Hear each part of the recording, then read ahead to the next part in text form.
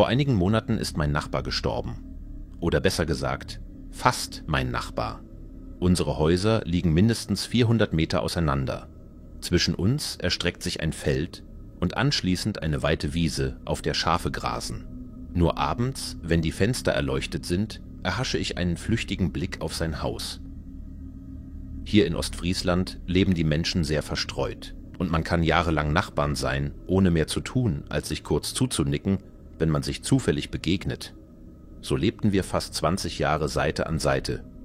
Gelegentlich nickten wir uns zu, wenn ich mit meinem Hund spazieren ging und er in seinem alten Mercedes-Benz an mir vorbeifuhr. Was ich über meinen Nachbarn wusste, der wohl 30 Jahre älter war als ich, hatte ich größtenteils von anderen gehört.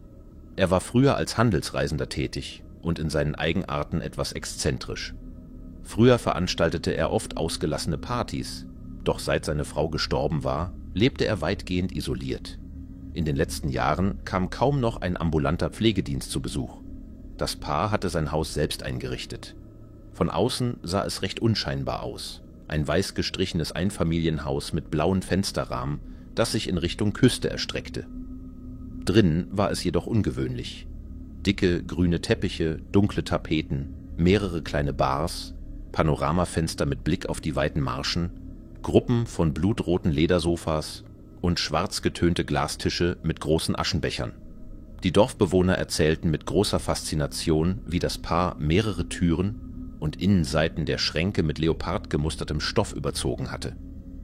Das Interieur wirkte wie aus einem exklusiven amerikanischen Haus der 70er, war aber im Laufe der Jahre veraltet, ein Stil, der inzwischen antiquiert wirkte. Jemand hatte das Haus als einen dieser unheimlichen Orte beschrieben, wie man sie aus der Serie Twin Peaks kennt. Ich selbst hatte nie einen Fuß in sein Haus gesetzt. Als es schließlich zum Verkauf stand, nahm ich an der Besichtigung teil, um selbst zu sehen, wie mein unbekannter Nachbar gelebt hatte. Was mir andere erzählt hatten, bestätigte sich, während ich umherwanderte. Doch etwas verstand ich nicht. Wie präsent seine Frau immer noch im Haus war. Zum Beispiel hingen immer noch Kleider in den Schränken, obwohl sie schon viele Jahre tot war. Eines der Schlafzimmer, das wohl ihres gewesen sein musste, war völlig unberührt. Neben dem Bett stand ein Frisiertisch mit Bürsten, Nagellack, Kisten und Parfümflaschen.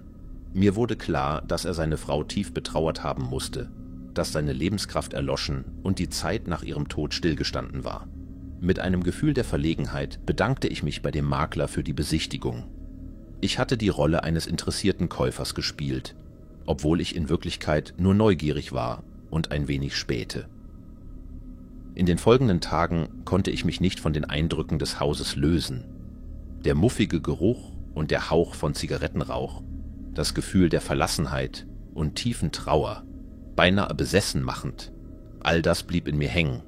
Mehrere Nächte lang hatte ich denselben beunruhigenden Traum. Ich wanderte bei Dämmerung über kahle Felder. Die Landschaft schien endlos. Wo immer ich hinsah, entdeckte ich verkrüppelte Wacholderbüsche. Die Dunkelheit senkte sich. Obwohl ich allein ging und niemanden sah, hatte ich das starke Gefühl, beobachtet zu werden. Dass jemand oder etwas mich beobachtete. Das Gefühl verstärkte sich und ich begann zu rennen, ohne zu wissen, wohin. Plötzlich stürzte ich und fiel zu Boden. Mein Fuß war in einem Verzweig eines Busches hängen geblieben. Ich versuchte aufzustehen, doch mein Fuß steckte fest. Dann hörte ich hinter mir Gelächter. Als ich mich umdrehte, sah ich im Dunkeln zwei Gestalten, einen Mann und eine Frau. Sie sahen nicht zu mir, sondern einander an. Ihre Gesichter waren im Schatten verborgen, und das Paar schien mich dort liegend nicht zu bemerken. Ich schrie um Hilfe, doch meine Stimme blieb mir im Hals stecken. Verzweifelt packte ich mir die Kehle, um Luft zu bekommen. Da wandten sich die beiden zu mir um. Ich konnte ihre Gesichter noch immer nicht erkennen, doch ich hörte ihr Lachen. Plötzlich wachte ich aus dem Traum auf, setzte mich hastig auf, schaltete die Nachttischlampe ein und atmete tief durch. Nach ein paar weiteren Atemzügen warf ich einen Blick zur Seite meines Bettes. Etwas bewegte sich unter der Decke. Ich fasste mir ein Herz, näherte mich und zog schnell die Decke beiseite. Ein paar Schritte zurück trat ich, gelähmt vom Entsetzen dessen, was ich sah. Dort auf dem Bett lagen derselbe Mann und dieselbe Frau wie im Traum. Nun waren ihre Gesichter erleuchtet. Sie lächelten mich an und streckten ihre Hände aus, als wollten sie nach meiner Kehle greifen. Da wachte ich mit einem Ruck auf, diesmal wirklich, völlig durchnässt vom kalten Schweiß. Nach dem Traum konnte ich unmöglich wieder einschlafen. Ich stand auf, zog den Vorhang zurück und sah aus dem Fenster. Ich blickte in Richtung des Hauses meines Nachbarn und konnte nur seine Konturen erkennen. Einige Zeit nach dem Verkauf wurde das alte Haus vermietet. Ich hatte die neuen Besitzer noch nicht getroffen, und obwohl ich täglich ein Auge auf das Haus hatte, sah ich niemanden, der das Anwesen räumte. Es wurde früher Sommer, und gelegentlich sah ich verschiedene Autos bis zum Haus fahren. Die Zwischenmieter wechselten sich ab.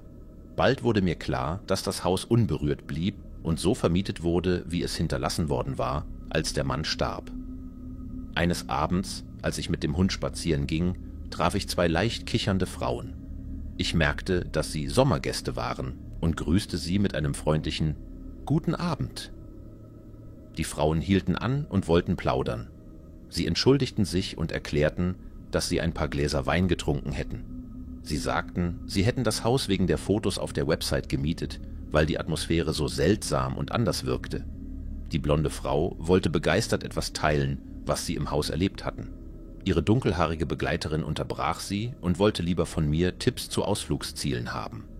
Die blonde Frau unterbrach mich, als ich gerade erwähnen wollte, dass die wunderschöne Küstenstraße im nördlichen Teil der Halbinsel sehenswert sei, mit ihren Felsen und kilometerlangen Steinküsten. Sie sah mir in die Augen und fragte aufgeregt: »Wissen Sie, wer früher in dem Haus gewohnt hat? Kannten Sie sie?« Ich antwortete, dass ich nicht viel über den Eigentümer wüsste, dass die Frau schon lange tot gewesen sein musste, seit ich 1999 hierher gezogen bin, und dass der Mann seitdem allein lebte. Die blonde Frau war überrascht und sagte, wir dachten, es wäre andersherum, dass die Frau die letzte war, die starb. »Warum das?« fragte ich. »Die Schränke sind immer noch voller Frauenkleider.« Ich erläuterte ihnen, was ich darüber dachte, dass der Mann seine Frau wohl nie hatte gehen lassen können, ohne ihre Kleider und persönlichen Dinge wegzuräumen. »Aber warum sind dann keine Männerkleider übrig geblieben? Das ist seltsam, oder?« Ich stimmte zu. Wir waren uns einig, dass es merkwürdig war, das Haus überhaupt zu vermieten, ohne die persönlichen Gegenstände zu entfernen. Bevor wir uns verabschiedeten und ich meinen Spaziergang fortsetzte, sagte die blonde Frau: »Dann gab es da noch den Vorfall mit dem Radio. Gestern Nacht hörten wir den Wetterbericht. Können Sie erraten, was passiert ist?« »Nein, keine Ahnung«, antwortete ich. »Ja, ich schaltete das Radio ein und aus dem Lautsprecher hörten wir eine ältere Frauenstimme. Ich bin hier. Ich bin hier. Ich werde nicht verschwinden.« War das nicht unheimlich?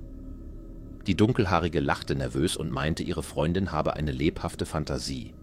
Anfangs habe die Stimme im Zusammenhang beängstigend geklungen, sich aber bald als Schauspielerin herausgestellt, die Zeilen aus einem Hörspiel vorlas. Wir verabschiedeten uns und ich versicherte ihnen, sie sollten sich keine Sorgen machen. Sie könnten mich jederzeit kontaktieren, wenn sie Hilfe oder weitere Tipps bräuchten. In dieser Nacht fiel mir das Einschlafen schwer. Ich dachte an den alten Nachbarn und stellte fest, dass ich sein Gesicht nie aus der Nähe gesehen hatte. Egal wie sehr ich mich bemühte, konnte ich mich nicht genau daran erinnern, wie er aussah. Zugegeben, wir kreuzten unsere Wege meist nur flüchtig aus der Ferne, schnelle Begegnungen im Vorbeigehen. Aber sollte ich nicht in der Lage sein, sein Gesicht in meinem Geist zu rekonstruieren? Bei näherer Überlegung fiel mir auch auf, dass ich mich nicht daran erinnern konnte, wie seine Stimme klang. Ich hatte ihn immer als eigenwilligen Einsiedler wahrgenommen. Doch nach seinem Tod wurde er zu einem zunehmend undurchschaubaren Rätsel. Erst nach einer Schlaftablette fand ich etwas Ruhe. In einem Dämmerzustand zwischen Wachen und Schlafen drehte ich mich in den Laken, durchlebt von verschiedenartigen Bildern und Erinnerungen. Halb schlafend verfiel ich in Halluzinationen und Träumen. Ich wurde in völliger Dunkelheit verfolgt, ohne Ort zum Verstecken. Ich sah abgemagerte Gestalten, die lustlos auf dem Boden saßen und über die ich treten musste. Panik überkam mich, als ich eine langsam kletternde Spinne an meinem Nacken spürte, die ich wegzuschieben versuchte. Ich wachte mit einem Satz auf. Die Laken lagen wirr auf dem Boden. Der Wecker zeigte 3 Uhr. Ich hatte nur wenige Stunden geschlafen. Benommen ging ich in die Küche, um etwas Warmes zu trinken.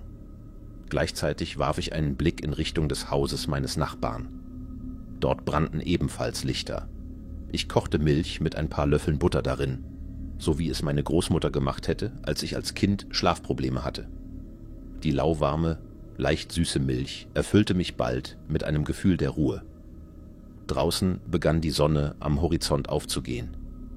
Ich trat vor die Tür und setzte mich auf die Veranda.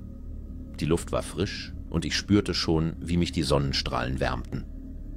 Am Vormittag mähte ich den Rasen und kümmerte mich um die Rosensträucher. Zu meiner Freude entdeckte ich eine Fülle von Bärlauch, der in der feuchten Ecke meines Gemüsegartens wuchs. Der fruchtbare Boden hier in Ostfriesland war ideal für solche Pflanzen. Ich kochte Bärlauchsuppe zum Mittag und genoss die Stille, während ich auf der Gartenbank saß und aß. Dann, ganz unerwartet, stand sie direkt vor mir. Die blonde Frau war außer Atem und sprach wirr. Ich fing nur ein paar Worte auf und merkte, dass sie sich zutiefst erschrocken hatte. Sie bat mich, ihr ins Haus zu folgen. Schnell wischte ich mir den Mund mit der Serviette ab und versuchte, sie zu beruhigen. Stattdessen drehte sie sich um und rannte voraus. Ab und zu blickte sie zurück, um sicherzugehen, dass ich folgte. Auf den Stufen zum Haus konnte ich sie nicht mehr hören oder sehen. Vorsichtig rief ich: »Hallo?«, öffnete die Tür und trat ein. Drin war alles so, wie es bei der Besichtigung gewesen war. Allerdings standen 3 Koffer im Flur. Mir wurde klar, dass die Frauen abreisen wollten. Ich ging durch das Wohnzimmer und ins Arbeitszimmer. Kein Zeichen von Leben. Ich rief lauter und öffnete vorsichtig die Tür eines der Schlafzimmer. Auf der Bettkante saß die Dunkelhaarige mit dem Rücken zu mir. Ich fragte, was los sei, bekam aber keine Antwort. Leise trat ich näher und klopfte sanft auf ihre Schulter. Sie drehte sich plötzlich um, als hätte ich sie aus einem tranceartigen Zustand geweckt. »Oh, da bist du ja«, sagte die blonde Frau hastig hinter mir. »Wir müssen weg. Sofort. Das ist der verrückteste Ort, an dem ich je war. Kannst du dir vorstellen, den Schlüssel zurückzugeben?« Ich nahm den Hausschlüssel und fragte, was passiert sei. Die blonde Frau ging zu ihrer Freundin und versuchte, sie zum Aufstehen zu bewegen. Gemeinsam machten sie sich auf den Weg in den Flur. Die Dunkelhaarige blieb regungslos, ihr Blick ins Leere gerichtet. Draußen hörten wir, wie ein Auto vorfuhr. »Das muss unser Fahrer sein, endlich«, meinte die Blonde.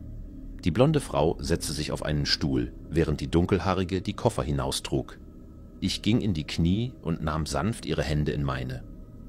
»Erzähl mir, was ist passiert?« Sie antwortete nicht, starrte geradeaus.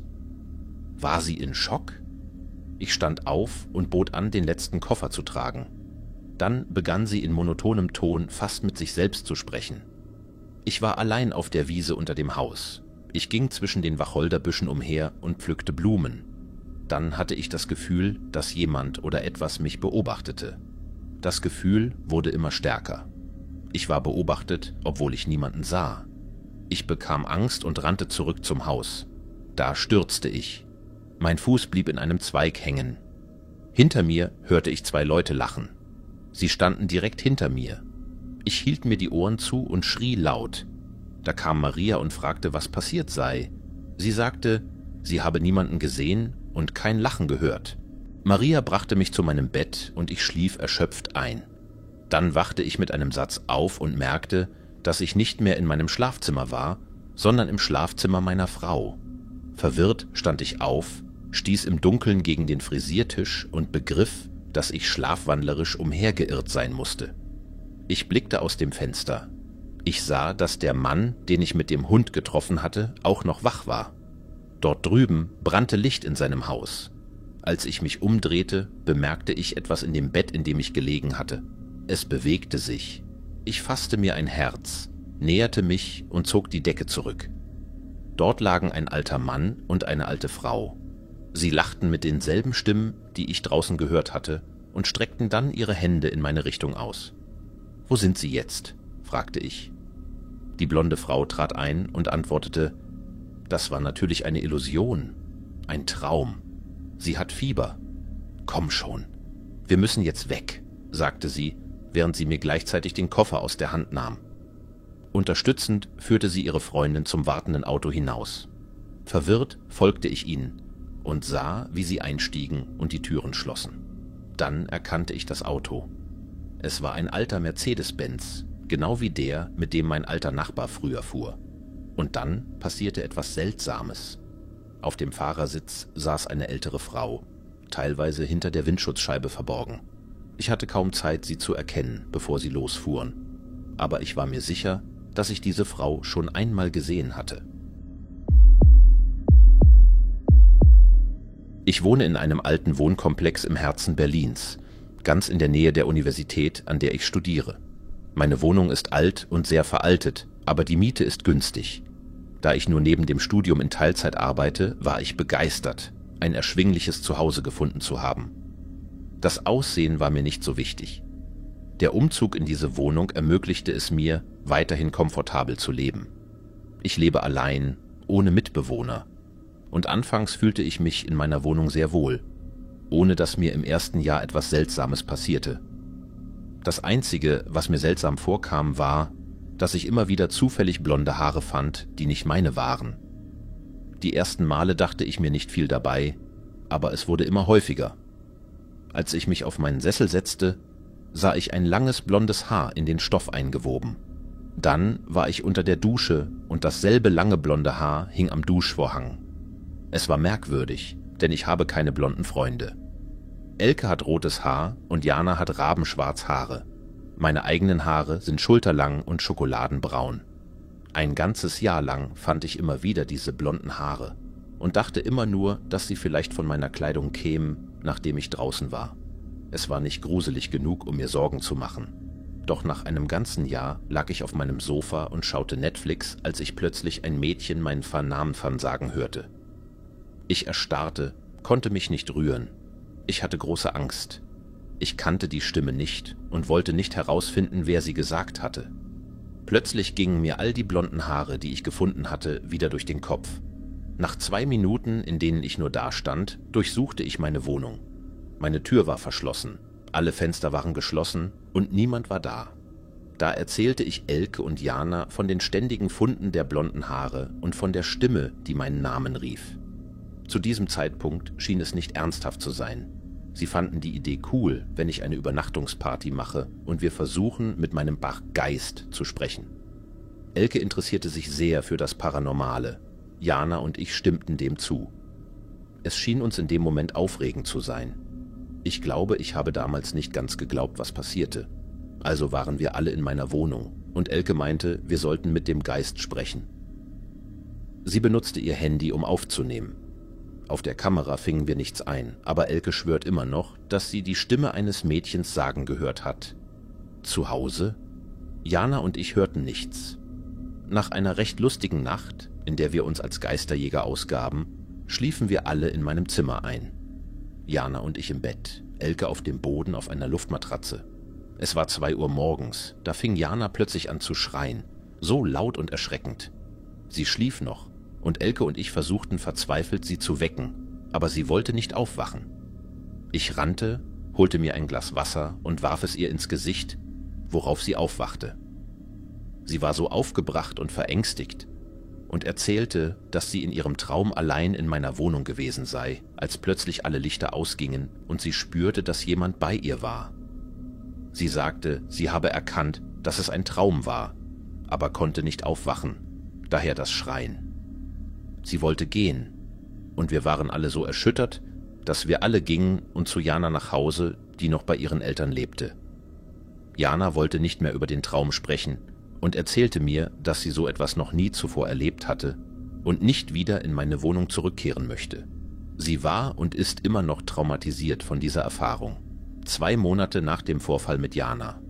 Ich war an der Uni und erhielt eine Benachrichtigung, dass mein Paket, auf das ich gewartet hatte, erfolgreich zugestellt worden sei. Ich war verwirrt, denn es war ein teures Gerät, eine GoPro, und hätte signiert werden müssen. Ich verließ die Uni und eilte zurück zu meiner Wohnung, weil sie es offensichtlich vor meine Tür gelegt hatten und ich nicht wollte, dass es gestohlen wird. Als ich dort ankam, war es nicht draußen.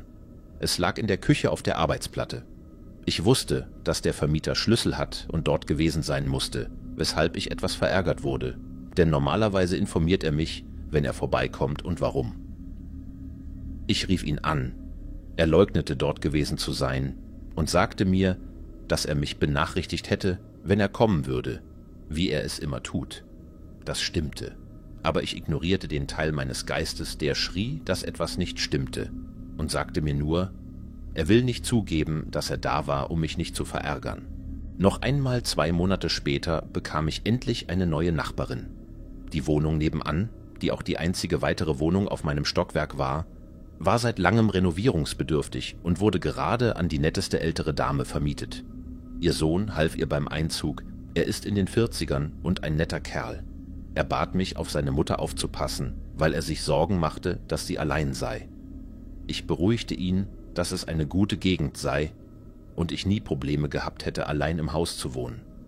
Frau Heike ist eine reizende alte Dame und bringt mir oft Reste vom Essen mit. Ich helfe ihr, den Müll rauszustellen und bringe ihr ihre Kleinigkeiten aus dem Laden, wenn ich gehe. So wurden wir schnell Freunde und das Leben ging weiter. Nun kommt der gruseligste Teil und ich werde dir das gesamte Gespräch wörtlich wiedergeben. Seitdem ist es mir nicht mehr aus dem Kopf gegangen. Es ist jetzt eine Woche her. Gerade bin ich von der Uni nach Hause gekommen, will in meine Wohnung gehen, als ich höre, wie Frau Heike mich von ihrer Tür aus anruft.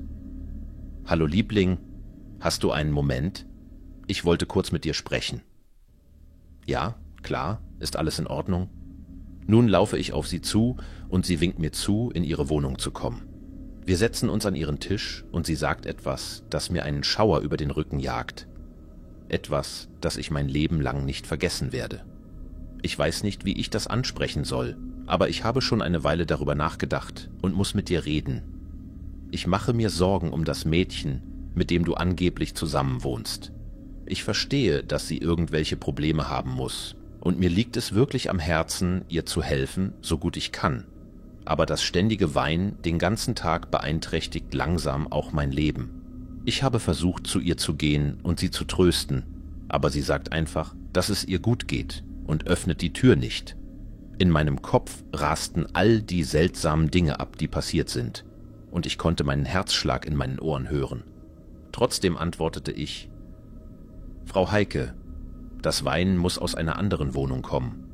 Ich lebe allein.« Frau Heike sah schockiert aus bei meiner Antwort, erholte sich aber schnell und sagte, »Falls du denkst, ich würde mich beschweren, ist das nicht der Fall.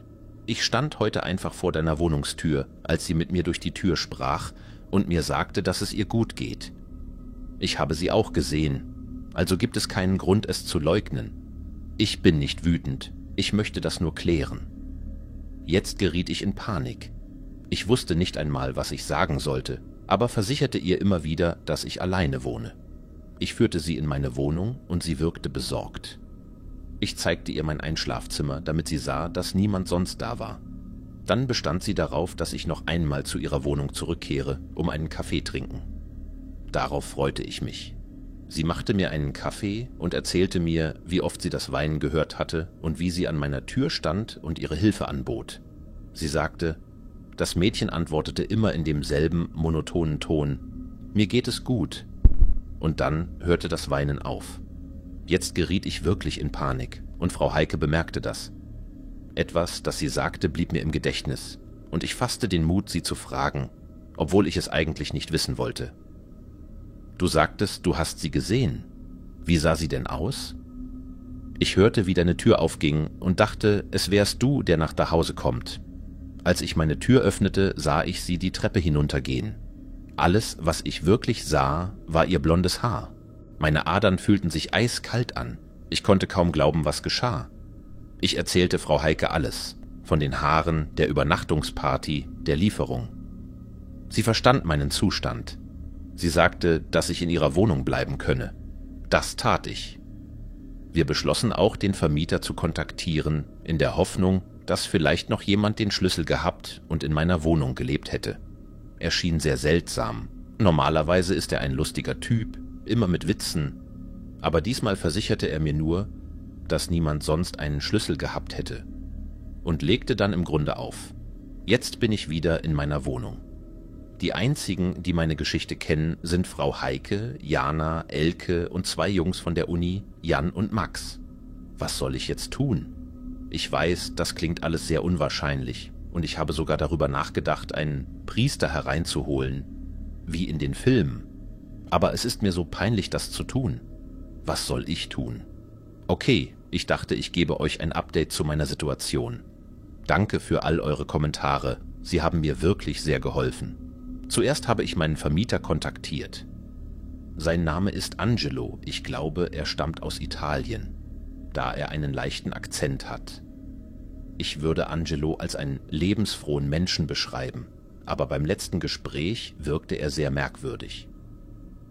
Nachdem er einige meiner Anrufe ignoriert hatte, rief er mich gestern Nachmittag endlich zurück. Er gab zu, dass es möglich sei, dass die Vormieterin noch Schlüssel haben könnte. Ich begann, verärgert und ziemlich wütend zu werden, aber er unterbrach mich und sagte: Hör zu, es ist nicht meine Schuld. Sie hat aufgehört, die Miete zu zahlen und hat auf keine meiner Anrufe reagiert. Ein ganzer Monat verging, also kam ich vorbei und verschaffte mir Zutritt. All ihre Sachen waren noch da, alles. Es sah so aus, als wäre sie gerade eben weggegangen. Alles Essen im Kühlschrank war verdorben und es roch furchtbar, aber es schien, als würde dort noch jemand leben.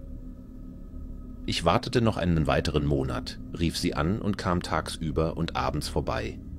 Aber in der Wohnung änderte sich nichts. Mir wurde klar, dass sie nicht zurückkommen würde. Ihre Handtasche war weg, also dachte ich, sie sei pleite gegangen und einfach abgehauen. Ich habe sie bei der Polizei als vermisst gemeldet, aber die wollten Fotos und viele Informationen, und ich hatte nichts anderes als ihren Namen, von dem sie meinten, dass er gefälscht sein müsse. Sie sagten im Grunde, dass sie offensichtlich einfach abgehauen sei, und sie würden den Fall untersuchen, aber es kam nie etwas dabei heraus. Also holte ich die Reinigungskräfte und setzte die Wohnung wieder zur Vermietung an. Ich fror sofort. Eines seiner Worte spielte immer wieder in meinem Kopf. Ich hatte die Wohnung teilmöbliert gemietet und mir wurde klar, dass die Sachen nicht von Angelo stammten. Es waren ihre Sachen. Angelo bestätigte dies und mir wurde sofort übel. Ich bekam ihren Namen natürlich. Vor- und Nachname. Obwohl die Polizei sagte, es sei gefälscht, beschloss ich, Selbstnachforschungen anzustellen. Sie gab an, Lucy zu heißen. Ich suchte sie auf allen Social-Media-Plattformen und suchte nach ihrem Nachnamen, um Eltern oder Geschwister zu finden. Es ist ein seltener Nachname und nach Nachrichten an einige mögliche Kontakte kam ich zu keinem Ergebnis. Angelo schickte mir ihre Telefonnummer und sagte, dass sie keine Notfallkontakte habe, was ich seltsam fand. Angelo vermietet seine Wohnungen privat und fragte mich nach viel mehr Informationen, als er von Lucy hatte. Er hatte offensichtlich seine Lehre daraus gezogen. Gestern Abend kam Jan vorbei und wir durchsuchten die Wohnung gründlich. Es gibt keinen Ort, an dem sich jemand verstecken könnte. Nirgendwo. Dann passierte das Seltsamste von allem. Und während ich das hier schreibe, versuche ich immer noch zu verstehen, was geschehen ist. Ich liege in meinem Bett, fast eingeschlafen, und befinde mich auf der Seite, die zur Badezimmertür zeigt, die halb geöffnet ist. Das Licht im Badezimmer ist an, da ich gar nicht in völliger Dunkelheit schlafen möchte. Die Tür bewegt sich leicht, was sofort meine Aufmerksamkeit erregt. Jetzt sitze ich mit weit aufgerissenen Augen da und starre auf die Tür, schaue auf den dünnen Lichtstreifen an den Scharnieren. Ich sehe, dass etwas ein Teil des Lichts blockiert, wie eine Person. Mein Herz schlug so schnell, aber ich wusste, wenn das sie in meiner Wohnung war, dann musste ich sie zur Rede stellen. Ich sprang so schnell auf und war in Sekundenschnelle im Badezimmer, um hinter der Tür nachzusehen. Nichts. Da war niemand. Mein Badezimmer ist winzig, aber ich sah mich trotzdem um. Ich kann kaum glauben, dass da niemand war. Ich hätte definitiv jemanden sehen können. Als ich wieder in mein Bett zurückging, blockierte niemand mehr das Licht. Um meinen Verstand zu beruhigen, habe ich mir eingeredet, dass ich, weil ich fast eingeschlafen war, vielleicht kurz gedöst habe und es nur ein Traum war. Ich weiß es nicht. Ich weiß einfach nicht mehr, was ich davon halten soll. Heute habe ich erneut mit Angelo gesprochen und ihm gesagt, dass ich die Schlösser austauschen möchte und dass es seine Verantwortung sei. Er stimmte zu und sagte, er würde sich nach Angeboten umsehen und sich bei mir melden. Vor 20 Jahren, als ich 5 war, traf ich sie zum ersten Mal. Ich litt unter starker sozialer Angst und war ein sehr introvertiertes Kind. Damals hatte ich keine Freunde. Während andere Kinder draußen spielten, zog ich mich meist in meinem Zimmer eines alten Hauses in der Nähe von Stuttgart zurück oder vertiefte mich in Bücher. Meine Eltern waren oft mit der Arbeit beschäftigt, sodass sie meine sozialen Probleme nicht bemerkten. Doch meine Angst vor dem Umgang mit anderen hatte einen Vorteil. Sie machte mich zu einem sehr aufmerksamen Kind. Jeden Abend schaute ich aus meinem Fenster und beobachtete die Kinder der Nachbarn beim Spielen. Meine Einsamkeit ließ mich auf kleinste Details achten, etwa auf die abgenutzte Farbe eines Hemdes oder das seltsame Verhalten eines streunenden Hundes, bevor er an Arthritis starb. Ich mochte es, aus meinem Fenster auf das Haus gegenüber zu schauen. Irgendwie war es so faszinierend. Letzten Monat zog eine neue Familie dort ein. Eines Abends wurde der Vorhang im 2. Stock des Hauses geöffnet. Dort stand ein Mädchen, etwa in meinem Alter. Sie sah mich an und wir starrten uns in einem seltsamen Blickkontakt an, fast wie in einem stummen Wettbewerb. Doch sie hatte ein merkwürdiges Merkmal. Die rechte Gesichtshälfte war in weiße Tücher gehüllt, wie eine Mumie. Wir starrten eine Weile schweigend aufeinander, ehe sie ein kleines Schreibbrett herausholte und in unschöner Handschrift schrieb: »Wer bist du?« Da griff ich nach meinem eigenen Brett und schrieb: »Ich heiße Lukas. Und du?« »Ich bin Annika«, antwortete sie. So begannen wir, über unser Schreibbrett zu kommunizieren, und ich erfuhr mehr über sie. Sie liebte Biologie und hatte viele dicke Fachbücher darüber. Sie war ein Bücherwurm wie ich. Ihre Eltern waren angeblich berühmte Wissenschaftler, die für ein großes Forschungslabor in Karlsruhe arbeiteten. Aufgrund einer Krankheit, die sie sich nach einem Unfall im letzten Jahr zugezogen hatte, durfte sie nicht nach draußen. Ihre Eltern behaupteten, sie sei beim Herunterfallen von der Treppe im Keller in einen großen Chemietank gefallen. Der Grund für ihr halb verbundenes Gesicht. Sie selbst erinnerte sich jedoch an nichts von dem Unfall, und ich vermutete, ihr Gehirn habe die traumatische Erinnerung unterdrückt. Monate vergingen, und Annika und ich kommunizierten weiterhin über unser Brett. Ich dachte daran, sie zu besuchen, doch sie sagte, ihre Eltern würden es nicht erlauben. Mit der Zeit stellte ich fest, dass wir mehr gemeinsam hatten, als ich zuerst dachte. Ich genoss unsere Gespräche wirklich, doch irgendetwas stimmte nicht. Es lag nicht an ihr, sondern an ihren Eltern. Sie kamen selten aus dem Haus, wirkten abwesend, trugen Kleidung mit einem roten Ankerabzeichen, ein seltsames Symbol. Ihr Haar war zerzaust und ihre Kleidung hatte unheimliche rote Flecken. Annika zeigte Anzeichen von Angst und Unruhe, wenn sie über sie sprach, und ich wusste, dass etwas nicht stimmte. Ich begann, sie heimlich zu beobachten und ihr Verhalten zu studieren. Sie sprachen oft von dem Experiment, davon, wie sie einen großen wissenschaftlichen Durchbruch erzielt hätten. Das Merkwürdige war, für Eltern, die verzweifelt nach einer Heilung für ihre Tochter suchen sollten, sprachen sie nie wirklich über Annika. Da wurde mir klar, dass sie sich nicht wirklich um die arme Annika kümmerten. Vielleicht lag es an meinen Vorlieben für Filme und Comics, aber sie behandelten ihre schreckliche Verfassung wie ein Experiment. Obwohl ich selbst von meinen Eltern wenig Zuneigung bekam, war ihre eiskalte Gleichgültigkeit gegenüber Annika erschreckend. Doch etwas passte nicht zusammen. Wenn sie Wissenschaftler großer Labore wären, sollten sie ihre Forschung doch gut organisiert und verborgen haben. Und wenn ihre Entdeckungen so gefährlich wären, dass sie Annika verletzen konnten, wer würde in seinem gesunden Menschenverstand einen riesigen, ungesicherten Chemietank im Keller stehen lassen? Besonders mit einem 5-jährigen Mädchen im Haus. Nichts ergab Sinn. Annika wusste nicht einmal viel über ihre eigenen Eltern. So viel, dass es beunruhigend war. Mehrfach sagte sie mir, ich solle mich nicht mit ihnen anlegen und unsere Freundschaft geheim halten. Kein Kind sollte so über seine Eltern denken müssen. Mir fiel auch auf, dass jeden Mittwoch Annikas Verband erneuert wurde. Langsam bemerkte ich, dass sich der Verband immer weiter über ihr Gesicht legte. Mit der Zeit wuchs meine Besorgnis. Ich musste diesem Wahnsinn ein Ende setzen. Ich musste sie vor diesen Monstern retten. Je länger sie bei ihnen blieb, desto verletzter und verängstigter wirkte sie. Ich sah nur Angst in ihren Augen. Ihre zarten Hände begannen zu zittern. Sie wurde schwächer. Ich musste sie ins Krankenhaus bringen. Eines schicksalhaften Mittwochs sah ich endlich, was sich wirklich hinter diesen Fenstern abspielte. An diesem Tag hätte ich normalerweise zur Schule gehen sollen, doch wegen eines regionalen Feiertags war die Schule geschlossen. Also schaute ich aus meinem Fenster. Was ich an diesem Tag sah, verfolgt mich bis heute. Annikas Pflegeeltern zerrten sie aus ihrem Bett herunter. Sie entfernten ihren Verband und enthüllten ihr Gesicht. Es war entsetzlich. Auf ihrem Gesicht waren zusätzliche Augen und Münder.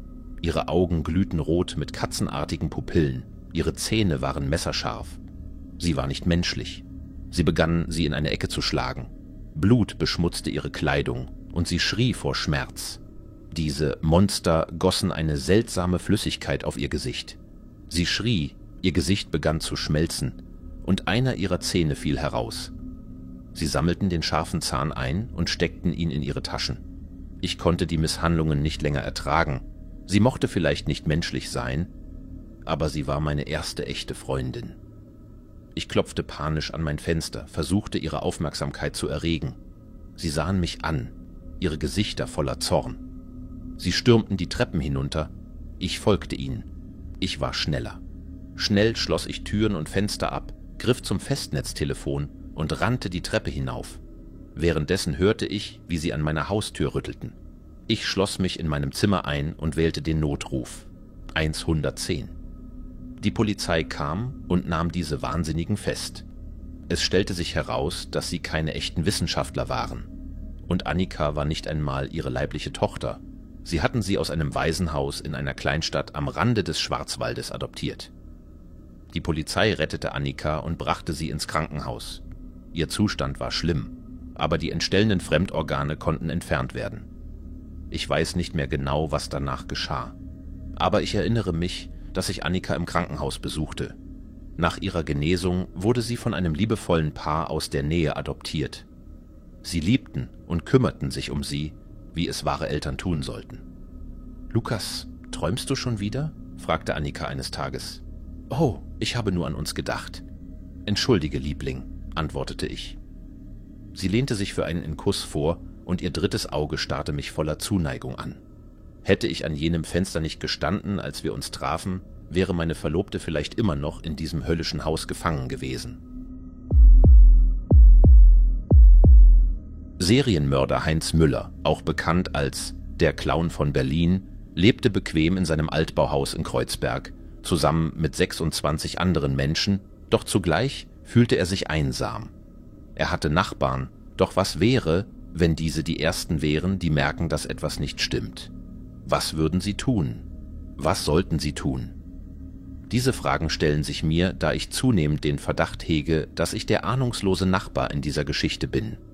Und ich habe mir vorgenommen, mir dessen bewusst zu werden. Jeder hat seltsame Nachbarn. Und in Kreuzberg kennt man manche Merkwürdigkeiten nur zu gut. Ich arbeite Teilzeit im nahegelegenen Späti und bin daher öfter zu Hause als die meisten anderen. Ehrlich gesagt habe ich in letzter Zeit kaum noch Stunden geschoben. Man könnte dies negativ sehen, da ich mit jeder Woche etwas näher an Arbeitslosigkeit und finanzieller Unsicherheit rutsche. Doch das sind Probleme für einen anderen Zeitpunkt. Stattdessen betrachte ich dies als Chance, endlich zu beweisen, dass nebenan etwas sehr, sehr nicht stimmt. Während meiner Zeit zu Hause sind mir einige merkwürdige Dinge an dem Haus meines Nachbarn, Herrn Schmidt, aufgefallen. Das erste, was mir auffiel, war der Geruch. Moderator. Genau das beschreibt es. Unsere Garagen stehen nebeneinander, getrennt durch einen schmalen Gehweg und einen rostigen Holzzaun. Den Weg entlang dieses Pfades zu gehen, wurde in letzter Zeit unmöglich. Mein Magen ist zwar robust, man ist es schließlich gewohnt, aber meine Nase empfindlich.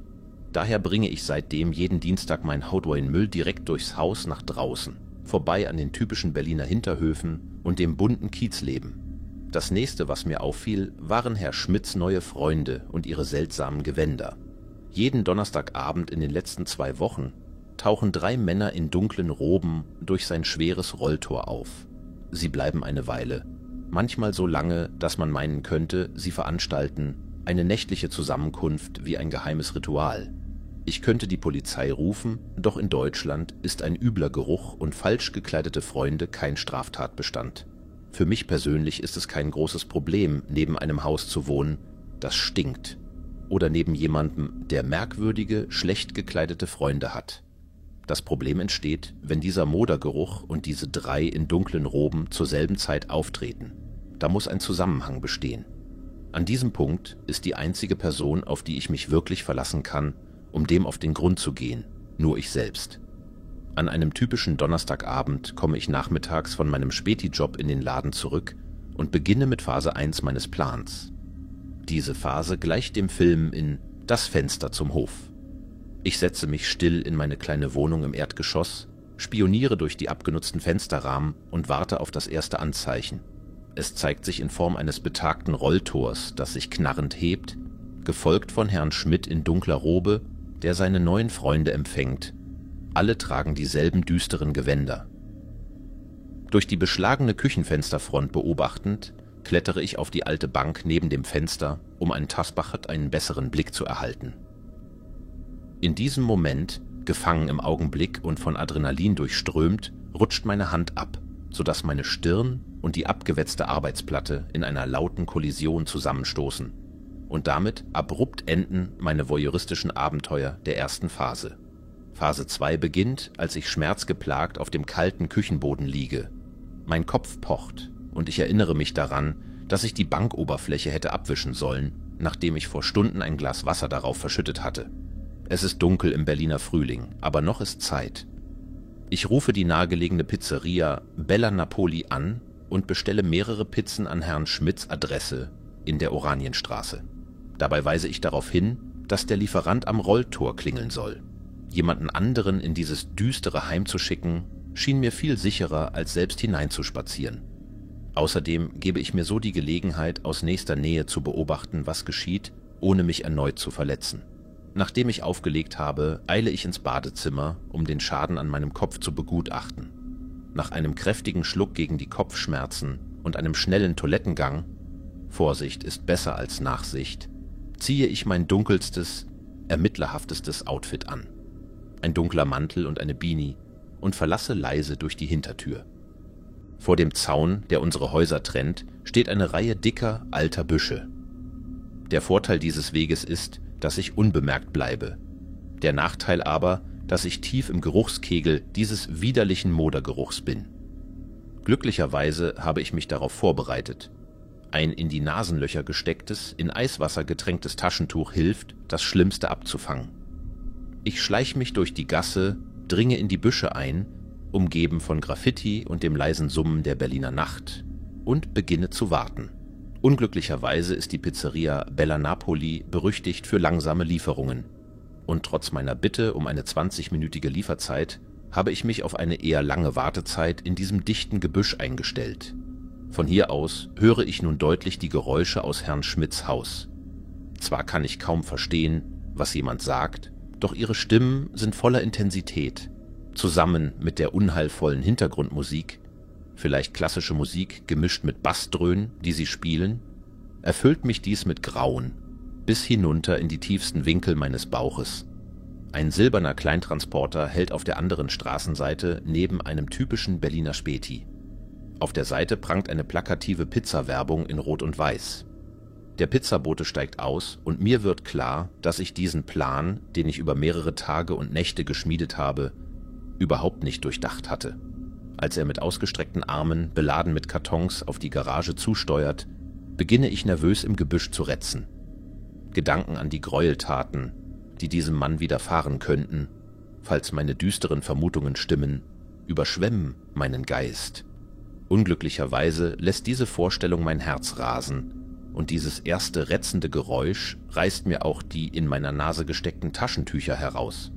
Ein heißer Strom des bekannten Gestanks schießt mir entgegen, die Mischung aus feuchtem Moder und faulen Lebensmitteln, und ich frage mich, ob mein Magen ihn noch ertragen kann. Der Pizzabote klopft am Rolltor, und ich wünsche mir insgeheim, er hätte sich weigert, meinen Anweisungen zu folgen. So wie er es nicht geschafft hat, innerhalb von 20 Minuten hier zu sein. Wäre er wenigstens an der Hintertür des Hauses geklopft, hätte ich ihn aufhalten können, bevor es zu spät war. Ich überlege kurz aufzustehen und etwas zu tun, irgendetwas. Doch meine Beine sind so feige wie der Rest meines Körpers. Der Lieferant klopft 3-mal und das Rolltor beginnt sich langsam zu heben. Während ich dem alten Tor beim knarzenden Hochgleiten zuschaue, fasse ich endlich den Mut einzugreifen. Wenn ich in meinem Leben nur ein Ziel erreichen könnte, dann wäre es, diesen armen Mann zu retten. Als ich aus dem Gebüsch auf das Tor zustürme, trifft mich plötzlich die volle, schreckliche Erkenntnis dessen, was in diesem düsteren Haus vor sich geht. Es ist schlimmer, als ich mir vorstellen konnte. Die Roben sind nur Kostüme. Sie spielen Dungeons and Dragons. Die 3 Männer schlüpfen in die Rollen von Zauberern. Ein unschlagbar dummer Plan für ihre fiktive Quest, aber völlig normal für eine Runde im Wohnzimmer von Herrn Schmidt. Der letzte Nagel in diesem Sarg der Erkenntnis schlägt ein, als ich, noch immer außerhalb ihres Blickfelds, höre, wie Herr Schmidt den anderen erzählt, sie hätten sowieso gerade Pizza bestellen wollen. Dabei hätten sie darum gebeten, der Bote möge an der Haustür klingeln und nicht am Garagentor, da letzteres weiter entfernt sei von dem furchtbar stinkenden Busch, den eine streunende Katze mit toten Nagetieren und Essensresten verseucht hat und der noch niemand gereinigt hat. Alles war völlig durchschnittlich. Das heißt, alles war normal, bis auf den furchtbar riechenden Mann, der plötzlich auf die Gruppe zurannte. Augen weit aufgerissen vor Angst, überzogen vom Geruch aus Schweiß, Erbrochenem und konzentrierter Panik. Zu viele Erklärungsversuche strömen mir ohne Filter heraus, während ich verzweifelt in wirres Geschwätz ausbreche. Über Heinz Müller und seinen vermeintlichen Geheimgang voller Leichen, während meine Worte im schummrigen Licht der Berliner Nacht hängen bleiben. Mir wird klar, dass es keinen vernünftigen Weg gibt, das alles zu erklären. Schnell drehe ich mich um und renne zurück zu meinem Altbau, verdrehe mir dabei den Knöchel und stolpere ein paar Mal, ehe ich beschämt den Weg zur Haustür hinüberjage. Ich bin die Gefahr. Ich bin der Nachbar, der sich in letzter Zeit seltsam verhalten hat. Fall abgeschlossen.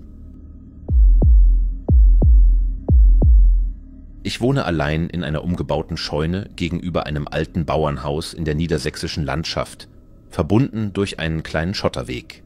Der Hof gehörte früher meinen Großeltern und lag idyllisch in der Nähe der Elbe. Doch nach ihrem Tod wurde er in 2 Teile aufgeteilt. Die Schwester meiner Mutter, Tante Clara und Onkel Gerd übernahmen das Bauernhaus zusammen mit meinem Cousin Martin, der inzwischen in ein anderes Bundesland gezogen ist. Meine Mutter erbte die Scheune, die ich von ihr miete. Die ganze Region ist bekannt für starke Regenfälle und Überschwemmungen, was den Betrieb des Hofes nahezu unmöglich machte. Die meisten Tiere waren schon vor Jahren verschwunden. Es blieb nur noch eine Kuh und ein kleiner Hühnerstall. Als Covid-19 die Region erreichte, traf es uns hart. Wir verloren Tante Clara an die Krankheit. Sie war es, die den Hof am Laufen hielt, während Onkel Gerd den Großteil seiner Zeit mit Bier in der Kneipe verbrachte. Ihr Tod war der letzte Schlag für den Hof. Das führte zu einem erbitterten Streit um das Erbe des Bauernhauses. Da Tante Clara und Onkel Gerd nie geheiratet hatten, bestand meine Mutter darauf, dass das Haus ihr gehöre. Wer recht hatte, konnte niemand eindeutig sagen, doch wir alle befanden uns in tiefem Trauerzustand. Onkel Gerd verkaufte schließlich die Kuh, was einen heftigen Streit zwischen ihm und meiner Mutter auslöste. Letztendlich willigte er ein, bei meinem Cousin Martin einzuziehen. Als die strengen Lockdown-Maßnahmen in Deutschland eingeführt wurden, wuchs die Nachfrage nach Wohnraum. Meine Mutter dachte, es wäre eine gute Idee, das Bauernhaus zu vermieten. Da ich aufgrund des Lockdowns nicht arbeiten und keine Miete zahlen konnte, entschied man, dass ich mich um die Hühner kümmern sollte, bis die Krise vorüber sei. Mein neuer Nachbar zog nahezu sofort ein. Er wirkte seltsam. Jeden Morgen, wenn ich mich um die Hühner kümmerte, stand er an der Hintertür des Bauernhauses, schlürfte eine Tasse frisch gebrühten Kaffee, vielleicht aus der örtlichen Rösterei, und beobachtete mich schweigend. Und dann kam der Regen. Das Wasser stieg langsam in den Feldern, überschwemmte die umgebenden Ackerflächen und machte die Landschaft zu einer labyrinthartigen Insel, wie eine umgekehrte Sanduhr. Es blieb nur ein schmales Landstück um jedes Gebäude, und der Weg war noch so passierbar, dass ich von der Scheune zu dem Hühnerstall hinter dem Bauernhaus gehen konnte. Am nächsten Morgen, als ich die Eier einsammelte, stand er wieder da und starrte mich an. Ich fühlte mich wie eine Gefangene, die von einem Wachmann beobachtet wird. Er machte sich misstrauisch und auch ich hatte Zweifel an ihm, aber ich dachte, ich sollte einen Friedensversuch unternehmen. Schließlich waren wir quasi isoliert und er würde die einzige menschliche Interaktion für mich sein. Ich konnte die Eier wegen der Überschwemmung nicht verkaufen und sie wären bald verdorben, also bot ich ihm einen Korb mit einem halben Dutzend Eier an. Er stellte sofort seinen Kaffeebecher ab und griff nach dem Korb. Es gab genug Platz am Griff, aber anstatt ihn zu nehmen, streifte er meine Hand und tat so, als wäre es ein Unfall. Dann griff er in den Korb und zog 2 Eier heraus. Das ließ mich erschaudern, doch ich dachte mir, dass der Lockdown die Menschen einsam mache und wollte deshalb kein großes Aufheben darum machen. »Du kannst ruhig mehr nehmen«, sagte ich ihm. »Diese reichen fürs Erste«, antwortete er mit einem zweideutigen Unterton. Ich lachte nervös und ging weg, bevor die Situation noch merkwürdiger wurde. Später in der Nacht, als ich versuchte, der quälenden Langeweile zu entkommen, hörte ich knarrende Geräusche rund um die Scheune. Ich schenkte dem zunächst keine Beachtung. Alte Scheunen quietschen bekanntlich. Doch die Geräusche hörten nicht auf, während ich versuchte zu schlafen. Schließlich gelang es mir, doch einzuschlafen. Dann hörte ich das unverwechselbare Geräusch der zuschlagenden Vordertür. Sofort dachte ich an meinen Nachbarn. Bauernmädchen sind zäher, als sie aussehen, und es kam für mich nicht in Frage, dass mich dieser seltsame Mann in meinem eigenen Heim bedrohen könnte. Ich griff nach dem Baseballschläger neben meinem Bett und stürmte zur Tür. Mit zitternden Händen packte ich den Griff und zog, doch die Tür war verschlossen. Es war eine massive Holztür mit einem schweren Schloss, sodass niemand ohne Schlüssel eintreten konnte. Als ich zu mir kam, musste ich lachen und kehrte ins Bett zurück. Der Morgen dämmerte und der Hunger ließ mich aufstehen. Ich setzte mich in die Küche, kochte Kaffee auf dem alten Herd, während der Duft von frisch gemahlenem Kaffee den Raum erfüllte, und begann, Frühstück vorzubereiten. Ich griff in den Korb nach 2 Eiern, und als ich eines in die Pfanne aufschlug, traf mich eine erschütternde Erkenntnis. Der Korb war leer. Gestern hatte ich 6 Eier gesammelt. Mein Nachbar hatte 2 genommen, also müssten noch 4 bleiben. Meine Beine zitterten vor Angst und Adrenalin. Die Behörden würden wegen der Überschwemmung nicht rechtzeitig kommen, also musste ich selbst handeln. Ich verließ die Scheune und lief den überfluteten Weg hinauf zum Bauernhaus. Ich stieg die hölzerne Veranda hinauf, doch ehe ich überhaupt an der Tür klopfen konnte, rutschte ich aus und fiel auf das Deck. Ich versuchte aufzustehen, rutschte aber erneut aus dem dicken Wasser, das sich unter mir angesammelt hatte. Als ich meine Hand ans Gesicht hielt, sah ich rot. Es war Blut. Ich unterdrückte meinen Schrei, drückte meinen Mund gegen meinen Bizeps. Vorsichtig kroch ich zurück, auf Zehenspitzen, um keinen Laut zu erzeugen. Als ich mich umsah, bemerkte ich, dass das Blut bis zum Hühnerstall führte. Ich blickte in den grauen Himmel und betete leise um Kraft, bevor ich mich dem Hühnerstall näherte. Dort lagen die Hühner, ihre Köpfe abgeschlagen und verstreut auf dem nassen Boden. »Danke für die Eier«, krächzte eine vertraut beunruhigende Stimme hinter mir. Langsam drehte ich mich um und sah meinen Nachbarn in seiner gewohnten Pose am Türrahmen stehen, eine Tasse Kaffee in der Hand. Kein Grund mehr, meinen Schrei zurückzuhalten. Ich stieß einen entsetzlichen Schrei aus, der ihn seine Tasse fallen ließ. Mit diesem Moment der Ablenkung rannte ich los. Er folgte mir. Ich erreichte die Scheune und verschloss die Tür schnell hinter mir. Eine Welle der Angst überkam mich, als mir klar wurde, er musste einen Schlüssel haben, denn er war schon einmal in die Scheune gelangt. Außerdem schaffte er es, in den Hühnerstall zu kommen, ohne Gewalt anzuwenden. Ich rannte in mein Zimmer, schnappte mir den Baseballschläger und mein Handy, während mein Nachbar unaufhörlich an die Tür klopfte. Das Klopfen war so konstant wie mein pochendes Herz. Ich wählte den Notruf, konnte aber aufgrund des schlechten Netzes in der Überschwemmungszone kaum sprechen. Deshalb rief ich lieber meine Mutter an. »Mutti, welchen Schlüssel hast du dem neuen Mieter gegeben?« schrie ich ins Telefon. Ich weiß es nicht. Was ist los?« antwortete sie besorgt. »Mutti, hast du diesem komischen Typen den Schlüssel zur Scheune gegeben?« »Nein, Gerd hat ihm die Schlüssel gegeben, aber ich habe ihm gesagt, er soll den Scheunenschlüssel zurücknehmen.« »Was ist passiert?« flehte sie. Doch ich hatte keine Zeit weiterzureden. Ich legte auf und rief Onkel Gerd an, um dieselbe Frage zu stellen. Das Hämmern an der Tür verstummte. Ein langes Vibrieren folgte, begleitet von stolpernden Geräuschen aus der Küche. Als die Geräusche aufhörten, drang ein durchdringendes Freizeichen in mein Ohr. Ich schlich zur Küche, und wie in einer Szene aus einem grausigen Horrorfilm stand dort Onkel Gerd, ein blutiges Messer in der Hand. Ich rannte zur Haustür und entriegelte sie, doch bevor ich fliehen konnte, spürte ich, wie jemand an meinem Haar zog. Ich schwang den Baseballschläger, doch Gerd riss ihn mir aus den Händen, warf ihn zu Boden und stürzte mich nieder. Panik ergriff mich. Ich dachte, mein Schicksal sei besiegelt. Doch dann schwang sich die Tür auf. Mein Nachbar stand in der Tür, Die Morgensonne hinter ihm leuchtete und ihn wie einen Ritter in glänzender Rüstung erscheinen ließ. Schnelligkeit ergreifend hob er den zu Boden geworfenen Schläger auf. Gerd stürmte auf ihn zu, doch mein Retter wich geschickt aus, trat zur Seite und schlug ihm mit einem gezielten Hieb gegen die Schläfe. Als Onkel Gerd zu Boden sank, packte mein neuer Held meine Hand, diesmal willkommener denn je. Er zog mich hoch und wir rannten gemeinsam zurück zur Scheune. Mein Nachbar rief umgehend die Polizei, während ich die Umgebung im Auge behielt. Die Einsatzkräfte erreichten uns überraschend schnell. Trotz der Lockdown-Einschränkungen, vermutlich dank gut koordinierter Rettungskräfte in der Region. Vom Fenster aus sah ich die roten und blauen Lichter der Einsatzfahrzeuge, die sich im überfluteten Boden spiegelten. Doch die Polizisten zögerten, weiter ins Wasser zu gehen. Es dauerte nicht lange, bis Onkel Gerd erschöpft aus der Scheune taumelte. Mit erhobenen Händen watete er durch die Flut auf die Polizisten zu und ergab sich. Um ehrlich zu sein, empfand ich fast Mitleid mit ihm. Rückblickend glaube ich nicht, dass er mir wirklich schaden wollte, aber in seinem Zustand hätte alles passiert, wenn mein Nachbar nicht rechtzeitig eingegriffen hätte. Onkel Gerd wurde zu einem Jahr Haft wegen Körperverletzung verurteilt und lebt jetzt wieder bei meinem Cousin Martin, mit dem ich weiterhin in Kontakt stehe. Es liegt ein Annäherungsverbot gegen Onkel Gerd vor, aber ab und zu sehe ich ihn noch im Hintergrund, wenn ich mit Martin per Zoom spreche. Angeblich hat er den Alkohol aufgegeben und versucht, sein Leben wieder in den Griff zu bekommen. Trotzdem bin ich noch lange nicht bereit, ihm zu vergeben. Wer weiß, was Trauer mit Menschen anstellen kann.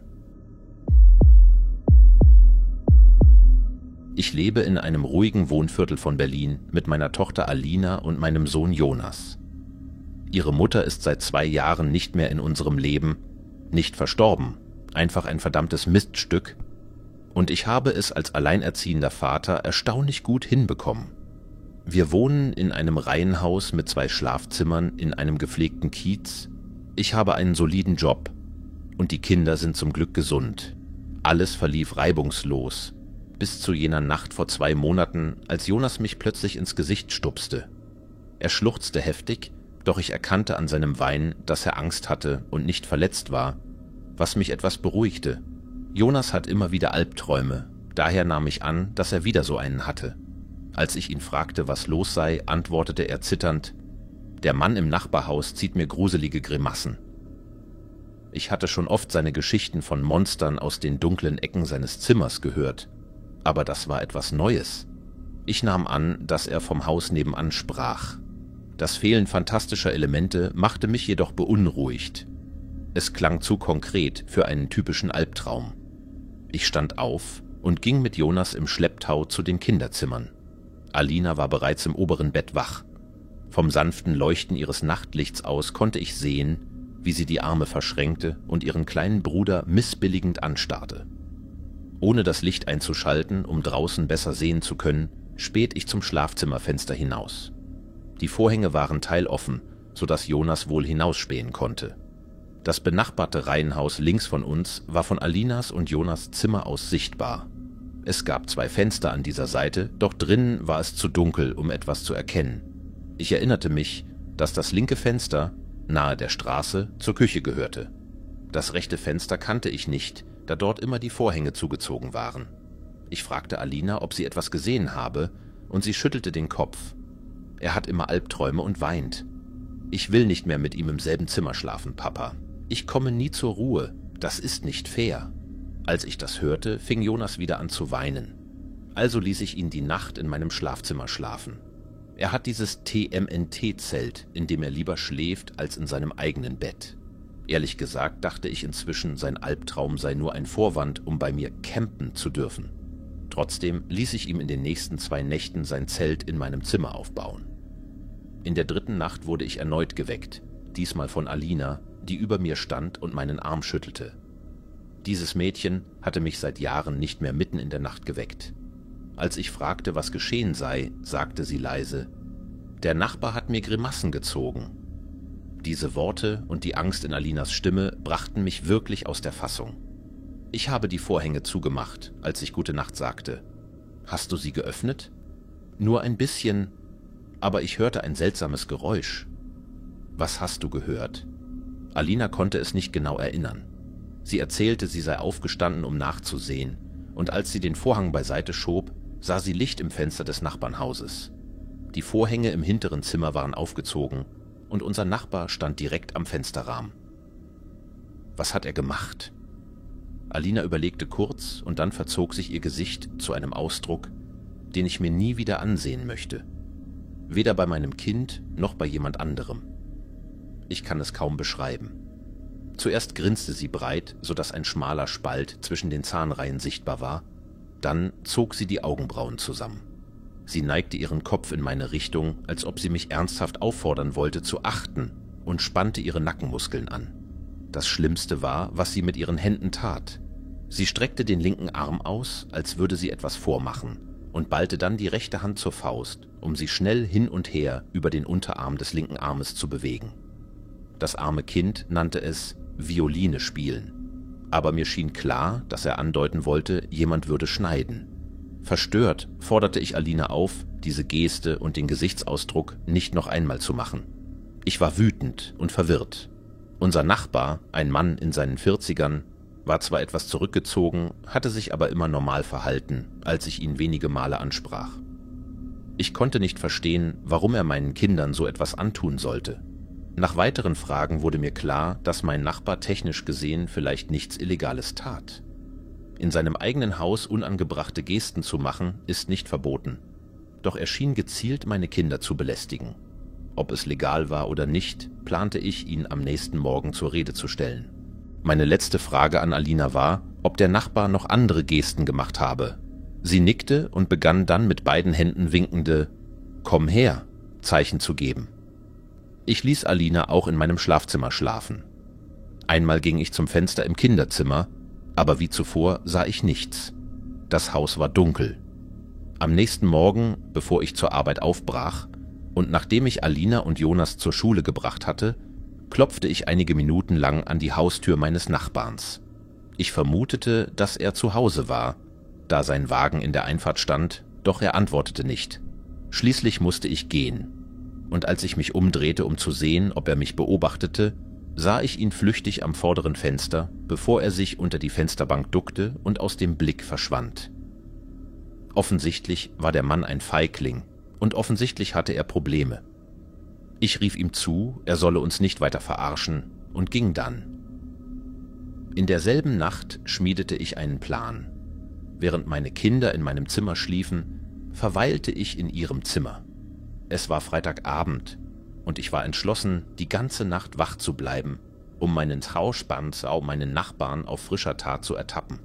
Obwohl ich meinen Kinderspaß und meinen Kindern vertraute, wollte ich sicher sein, dass tatsächlich etwas Unheimliches vor sich ging, bevor ich den nächsten Schritt machte. Ich stellte sicher, dass alle Türen verschlossen waren und die Vorhänge dicht zugezogen. Nachdem ich Alina und Jonas ins Bett gebracht hatte, setzte ich mich auf den Boden unter ihrem Fenster. Gegen 9 Uhr startete ich die Mitternachtsmesse auf meinem Handy. Ich trug keine Kopfhörer, um keine ungewöhnlichen Geräusche zu verpassen, und stellte die Lautstärke niedrig, während ich die Untertitel las. Um Mitternacht begann ich, seltsame Geräusche zu hören. Wie Alina beschrieben hatte, war es schwer zu fassen. Ein tiefes, wiederholtes Tschk-Tschk-Klicken, ähnlich dem Ruf, den man einem Pferd entgegenruft. Ich wusste, dass es von einer Person stammte. Nach einigen Minuten verwandelte sich das Geräusch in eine seltsame Pfeife, die eher wie ein durch die Zähne gesaugter Atem klang. Das Geräusch war so klar, dass das Fenster des Nachbarns vermutlich offen sein musste. Beunruhigend, da zwischen unseren Häusern nur wenige Meter lagen. Sicher, dass mein Nachbar an seinem Fenster war und dass dies meine größte Chance war, ihn zu sehen, stand ich auf und zog den Vorhang mit einer einzigen Bewegung beiseite. Ich sah ihn sofort. Ein schwaches Licht erhellte sein Zimmer und ich erkannte den schrecklichen Gesichtsausdruck, den Alina zuvor gemacht hatte. Nur bei einem Erwachsenen war er noch beängstigender. Sein Fenster war offen und seine ausgestreckten Arme bewegten sich ruckartig, als ob er sich selbst verletzte. Als er mich bemerkte und merkte, dass er von einem anderen Erwachsenen statt von einem ängstlichen Kind beobachtet wurde, stoppte er abrupt. Sein karikaturhaftes Grinsen verschwand und an dessen Stelle trat echte Wut. Der Mann packte das Fenster und schlug es mit solcher Wucht zu, dass sich die Vorhänge rasch schlossen. Ich zog meinen eigenen Vorhang zu und blieb kurz regungslos stehen. Der Anblick des Mannes, seine Grimasse, seine Bewegungen. Es war entsetzlich zu wissen, dass er das über viele Nächte hinweg getan hatte, um meine Kinder zu erschrecken. Doch noch beunruhigender war, dass ich mir wirklich nicht sicher war, ob der Mann, den ich gerade gesehen hatte, mein Nachbar war. Schließlich hatte ich ihn in den Jahren kaum gesehen und ich konnte sein Gesicht kaum heraufbeschwören. Ich setzte mich für einen Moment auf den Boden. Das Blut dröhnte in meinen Ohren. Hatte ich nun genug Beweise, um die Polizei zu rufen? Gerade als ich mein Handy herausholen wollte, schlug plötzlich etwas heftig gegen die Scheibe des Kinderzimers. Nach kurzem Zögern zog ich den Vorhang erneut beiseite. Drinnen brannte kein Licht mehr und draußen war niemand zu sehen. Ich zog den Vorhang weiter zur Seite und entdeckte einen Handabdruck im oberen Teil des Fensters. Unser Haus steht auf einem erhöhten Fundament und dieses Fenster ist ungewöhnlich hoch. Obwohl es im Erdgeschoss liegt, hätte der Mann draußen einen enormen Kraftakt gebraucht, um seine Hand dorthin zu bekommen. Ich wählte die Notrufnummer 110 und erklärte die Situation. Während ich mit der Leitstelle sprach, ging ich leise um das Haus, um den Mann zu erspähen. Mein letzter Halt war unser Schlafzimmer. Drin schloss ich die Türen ab und zog, während ich noch mit der Leitstelle verbunden war, meine in einem Safe versteckte Waffe aus dem Schrank. Mein Herz schlug bis zum Hals, doch ich wusste, dass ich ruhig bleiben musste. Vor allem, als ich sah, dass Alina wach war und aus dem Zelt zu mir herüberschaute. Mit leisen Worten versicherte ich ihr, dass wir in Sicherheit seien, aber wir müssten äußerst leise bleiben. Ich setzte mich auf die Kante meines Bettes, die Pistole bereit und lauschte angespannt. Das Zelt der Kinder stand in einer Ecke und links davon, mittig an der Wand gegenüber meinem Bett, war ein Fenster. Nach einer gefühlten Ewigkeit erblickte ich etwas. Es war eine wolkenlose Nacht und das Mondlicht ließ sich durch die weißen Vorhänge blitzen. Eine dunkle Gestalt zeichnete sich ab, zunächst verschwommen, aber klarer werdend, als der Mann draußen näher ans Fenster trat. Irgendwie wusste er, in welchem Raum wir waren. Die Silhouette bewegte sich mehrere Minuten nicht und ich war dankbar, dass Alina sie von meiner Position aus nicht sehen konnte. Dann passierte etwas, das ich kaum begreifen konnte. Der Mann trat vom Fenster zurück, hob seine Arme und bildete mit Körper und Gliedern eine Art Yxbeinform. Nur waren seine Arme viel zu lang, fast doppelt so lang wie normal. Jeder Arm ungefähr so lang wie sein ganzer Körper. Zuerst dachte ich, er hielt etwas in den Händen, vielleicht 2 Stangen, die seine Gliedmaßen verlängerten, doch ich sah deutlich 5 Finger an jedem Ende, die unkontrolliert zitterten, als er seine Arme näher zum Fenster brachte. Klack, klack, klack. Ich stand auf, bereit zu schießen, als plötzlich die Sirenen der Polizei die stille Nacht durchbrachen. Der Mann draußen schlug ein letztes Mal mit den Händen gegen das Fenster, und es war, als ob ihm jemand die Arme auf Ellbogenhöhe abtrennen würde. Seine Unterarme wirkten, als würden sie sich abtrennen, und der Mann rannte davon, bevor sie den Boden berühren konnten. Als die Polizeibeamten sich ankündigten, öffnete ich zögernd die Tür und erklärte ihnen, was passiert war.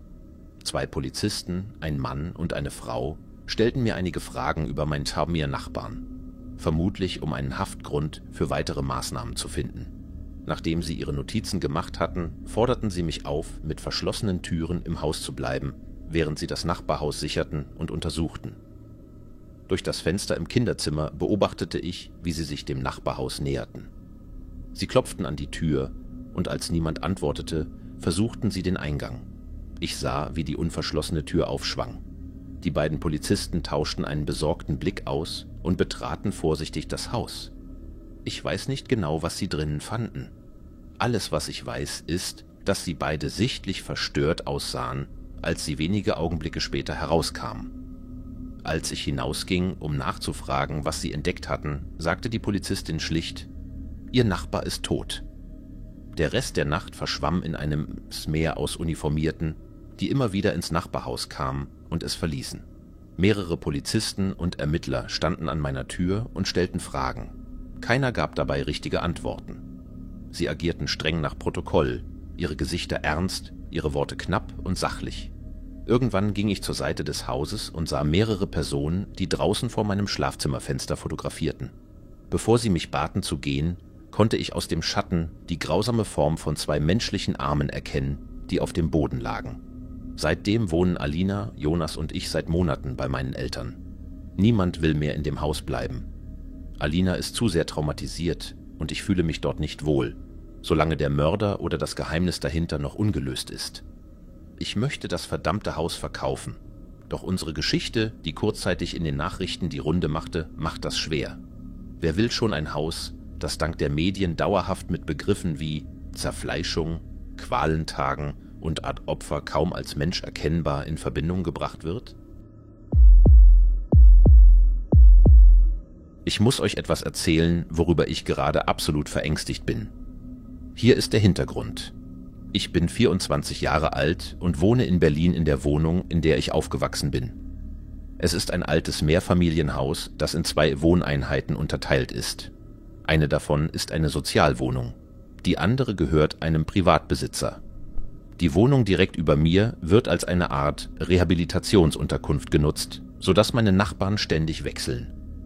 Normalerweise, wenn jemand Schwierigkeiten hat, sich in der Gesellschaft zurechtzufinden, wird er wieder in ein Krankenhaus eingewiesen und ich bekomme einen neuen Nachbarn. In dieser Hinsicht hatte ich bisher wirklich Glück und keine Probleme. Vor etwa 4 Monaten zog ein neuer Nachbar namens Markus ein. Gelegentlich, besonders wenn ein neuer Nachbar in eine Straftat verwickelt war, bekam ich Besuch von einer Sozialarbeiterin, die mir erklärte, dass ich im Falle weiterer Probleme diese Nummer anrufen solle. Dies passiert oft, wenn jemand eine gewalttätige Vergangenheit hat, wobei sie nie wirklich persönliche Informationen preisgeben. Jedenfalls zog Markus ein und in der ersten Woche hörte ich nichts von ihm. Normalerweise lege ich Wert darauf, freundlich zu meinen Nachbarn zu sein. Schließlich teilen wir uns dasselbe Gebäude und viele von ihnen kämpfen mit psychischen Problemen, aber jedes Mal, wenn ich bei ihm klopfte, gab es keine Antwort. Schließlich gab ich auf und schob ihm eine Notiz unter die Tür, in der ich mich vorstellte und schrieb, dass er sich melden soll, falls er etwas braucht. 2 Tage später kam ich nach einem Golfspiel mit Freunden nach Hause und traf ihn im Treppenhaus. Er schien ganz nett und offen, was mich in dieser Situation beruhigte. Wir unterhielten uns eine Weile. Wir stellten fest, dass wir beide große Borussia Dortmund-Fans sind. Ich erzählte ihm, dass ich gerade golfen war und er meinte, er würde sich auch als Golfer sehen. Ich erinnerte ihn nochmals an meine Notiz und sagte ihm, er solle sich melden, wenn er etwas braucht. Als ich in jener Nacht ins Bett ging, fühlte ich mich viel entspannter. Scheiße, es ist verrückt, das jetzt alles aufzuschreiben, aber ich muss die Geschichte erzählen. In den nächsten 2 Wochen kamen wir uns näher. Markus kam einige Abende nach der Arbeit vorbei, um Fußball zu schauen, und wir unterhielten uns bei ein paar Bieren. Er erzählte mir von seiner Reha und dass er zuvor in einer toxischen Beziehung war, die ihn fast in den Wahnsinn getrieben hatte. Es war seltsam, weil ich mich noch nie so offen mit einem Nachbarn unterhalten hatte. Obwohl ich gegenüber den Bewohnern über mir tolerant war, hielt ich normalerweise Abstand. Doch obwohl ich mir nie vorstellen konnte, selbst in eine Situation wie die von Markus zu geraten, verstand ich irgendwie seine Sichtweise und Gefühle. Er schien ein netter Kerl zu sein, dem etwas Schlimmes passiert war und der eine Zeit lang emotional aus der Bahn geraten war. Da wir im selben Gebäude wohnen, verbrachten wir viel Zeit zusammen. Aber das war nichts, worüber ich mir Sorgen machte. Wir verstanden uns wirklich gut, mochten die gleiche Musik, dieselbe Fußballmannschaft und Sportarten. Es war einfach angenehm. Eines Tages kam ich nach einem langen Arbeitstag nach Hause. Mein Chef war den ganzen Tag ein Mistkerl. Ich war müde und wollte einfach schlafen. Markus muss gehört haben, wie ich hereinkam, denn er kam an meine Tür und fragte, ob er reinkommen dürfe. Ich sagte ihm, dass ich wirklich nicht in der Stimmung dafür sei. Er schaute etwas enttäuscht, aber ich hatte einen miesen Tag und wollte nur schlafen. Als ich ins Bett ging, bemerkte ich etwas wirklich Merkwürdiges. Und allein der Gedanke daran bereitet mir heute noch Gänsehaut. Es gab einen Abdruck eines Körpers auf meinem Bettlaken. Es sah so aus, als hätte jemand einfach dort gelegen. Ich starrte darauf. Ich rieb mir den Kopf, aber ich wusste, dass ich mich seit dem Aufmachen des Bettes nicht dorthin gelegt hatte. Tatsächlich erinnerte ich mich nicht einmal daran, es so gemacht zu haben. Trotzdem war ich zu müde, um mir wirklich Gedanken darüber zu machen. Ich zog einfach die Decke zurück und schlief ein. In den folgenden Wochen sah ich Markus seltener, aus verschiedenen Gründen. Arbeit, andere Verpflichtungen und generell fühlte ich, dass ich Abstand brauchte. Wir waren sehr eng geworden und das war schön. aber gerade weil wir so nah beieinander wohnten, schien die Freundschaft manchmal zu intensiv. Ich tat Markus leid, er hatte nichts falsch gemacht und ich hatte ihn ziemlich abgewiesen, aber ich brauchte einfach meinen eigenen Freiraum.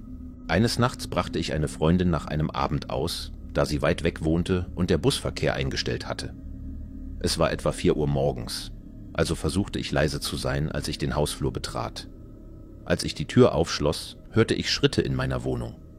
Ich war damals high und bekam Panik, wollte meine Freundin aber nicht verängstigen. Ich griff nach einem Golfschläger im Flur und schlich in die Küche, woher das Geräusch kam.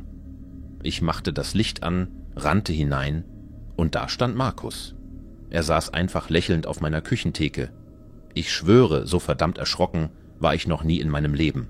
Natürlich fragte ich ihn, was zum Teufel er um 4 Uhr morgens in meiner Küche mache, und er sagte etwas von Milch ausleihen. Ich fragte ihn, wie er in meine Wohnung gekommen sei, aber er schwieg. Dann erkundigte er sich, wer meine Freundin sei. In seinem Ton klang es so, als wäre er mein Ehemann, so etwas eifersüchtig. Er verließ daraufhin meine Wohnung und meine Freundin und ich gingen ins Bett. Doch das war der seltsame Teil. Mein Bett war gemacht, als wäre es benutzt worden. Mein Fernseher war an und mein Kleiderschrank stand offen. Er war in meinem Zimmer gewesen. Wie lange war er hier schon? Am nächsten Morgen konnte ich an nichts anderes mehr denken. Es war so merkwürdig. Das war zu merkwürdig. Ich war unsicher, ob ich die Sozialarbeiterin anrufen sollte. Im Nachhinein hätte ich es sofort tun sollen, aber ich tat es nicht. Stattdessen vermied ich ihn komplett. Ich glaube, er wusste, dass er die Grenze überschritten hatte, denn er versuchte auch nicht mit mir zu sprechen. So kommen wir zum jetzigen Punkt.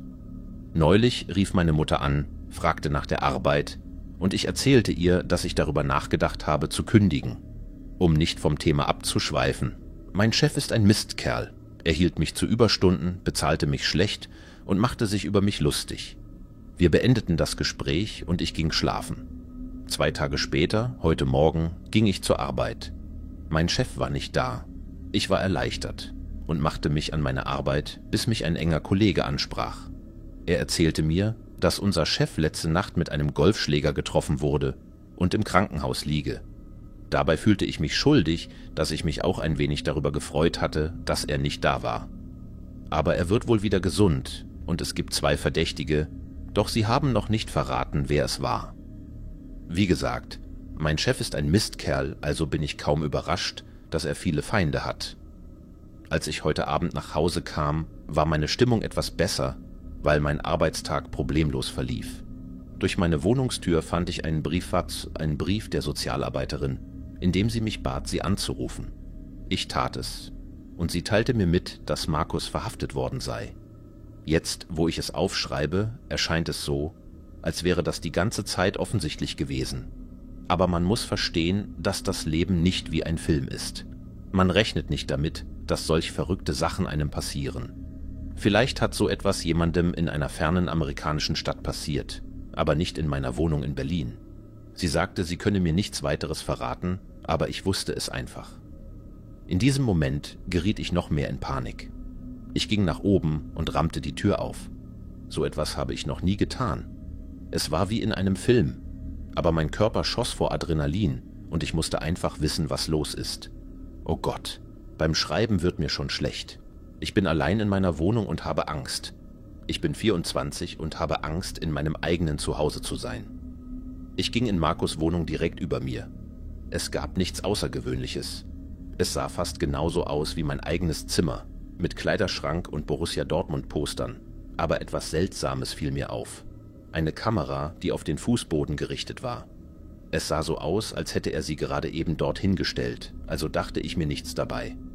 Darüber hingen Videokassetten. Ich hatte keine Ahnung, dass er Filme machte, aber bei näherer Betrachtung hatten alle Kassetten meinen Namen und Dinge, die ich tat, wie mit meiner Mutter telefonieren, Fernsehen schauen oder mit einem Mädchen zusammen sein. Mein Magen verkrampfte sich. Ich dachte nur, bitte nein, bitte nein. Ich schaltete den Videorekorder ein und sah es.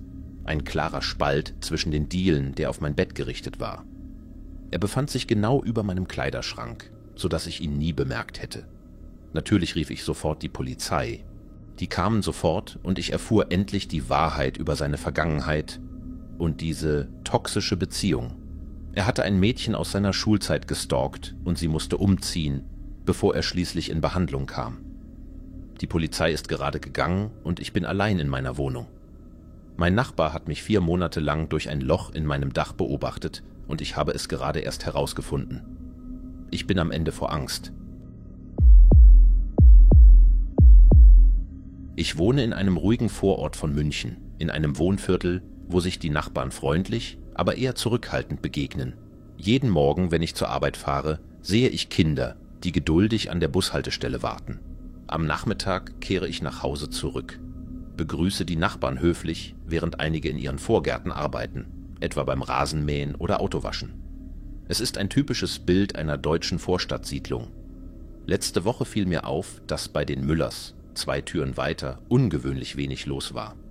Die Familie Müller hat 3 Kinder und normalerweise ist immer jemand draußen im Garten oder beschäftigt.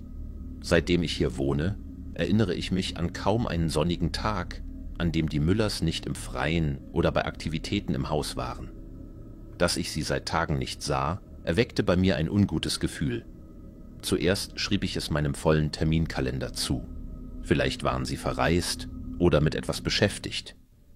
So etwas kann passieren, sagte ich mir, obwohl die innerliche Stimme mir sagte, dass etwas nicht stimmte. Ich beschloss, diskret bei ihnen vorbeizuschauen. Auf dem Weg zum Haus der Müllers fiel mir die gewohnte Ruhe des Viertels auf. Keine ungewöhnlichen Geräusche, Kinder spielten in der Ferne, die Sonne schien. Alles schien normal. Doch dann entdeckte ich etwas Merkwürdiges. Ein Rasenmäher stand mitten auf einem halb gemähten Rasen, als hätte jemand mitten im Mähen abrupt aufgehört. Ich starrte auf das Gerät, hoffend, dass es mir den Grund verraten könnte, doch es sagte mir nichts. Vorsichtig näherte ich mich der Veranda des Hauses. Einen Moment lang zögerte ich, bevor ich an die Tür klopfte. Mein Klopfen hallte seltsam laut auf dem Pflaster wider, und es war auffallend still. Nicht einmal der Hund der Müllers, von dem ich wusste, dass er normalerweise bellt, reagierte. Die Haare auf meinem Nacken stellten sich auf, als ich erneut klopfte. Keine Antwort. Leise beugte ich mich über das Fensterbrett und spähte hinein. Das Innere des Hauses war in einem unordentlichen Zustand, wie es in einer Familie mit Kindern sein könnte, doch es gab keine Anzeichen eines gewaltsamen Eingriffs. Überhaupt waren keine Menschen zu sehen. Ich versetzte mich so, dass ich einen Blick ins Esszimmer werfen konnte. Auf dem Tisch standen Teller mit halb aufgegessenem Essen. Mein Herz klopfte schneller. Ich musste wissen, was geschehen war. Dabei wollte ich jedoch nicht selbst in das Haus eindringen. Trotz meiner Bedenken griff ich zögernd nach dem Türknauf, schloss die Augen und drehte ihn. Die Tür öffnete sich langsam. Ob mich das erleichterte oder verängstigte, wusste ich nicht. Langsam trat ich ein und rief: »Hallo? Ist jemand da?« Eine bedrückende Stille antwortete mir. Ich schlich vorsichtig in die Küche. Dort sah ich Teller mit halb aufgegessenem Essen. Fliegen summten umher, und die Stühle standen so, als hätten alle das Essen abrupt verlassen. »Wohin sind die nur gegangen?« flüsterte ich. Ich ging weiter ins Wohnzimmer. Der Fernseher war aus, der Raum schien gewohnt, aber verlassen. Kissen lagen verstreut auf dem Sofa und Boden, doch es gab keinerlei Anzeichen eines Kampfes. Falls etwas passiert war, schien dies friedlich geschehen zu sein. Vielleicht hatten die Familienmitglieder den Tisch verlassen und sich plötzlich zurückgezogen.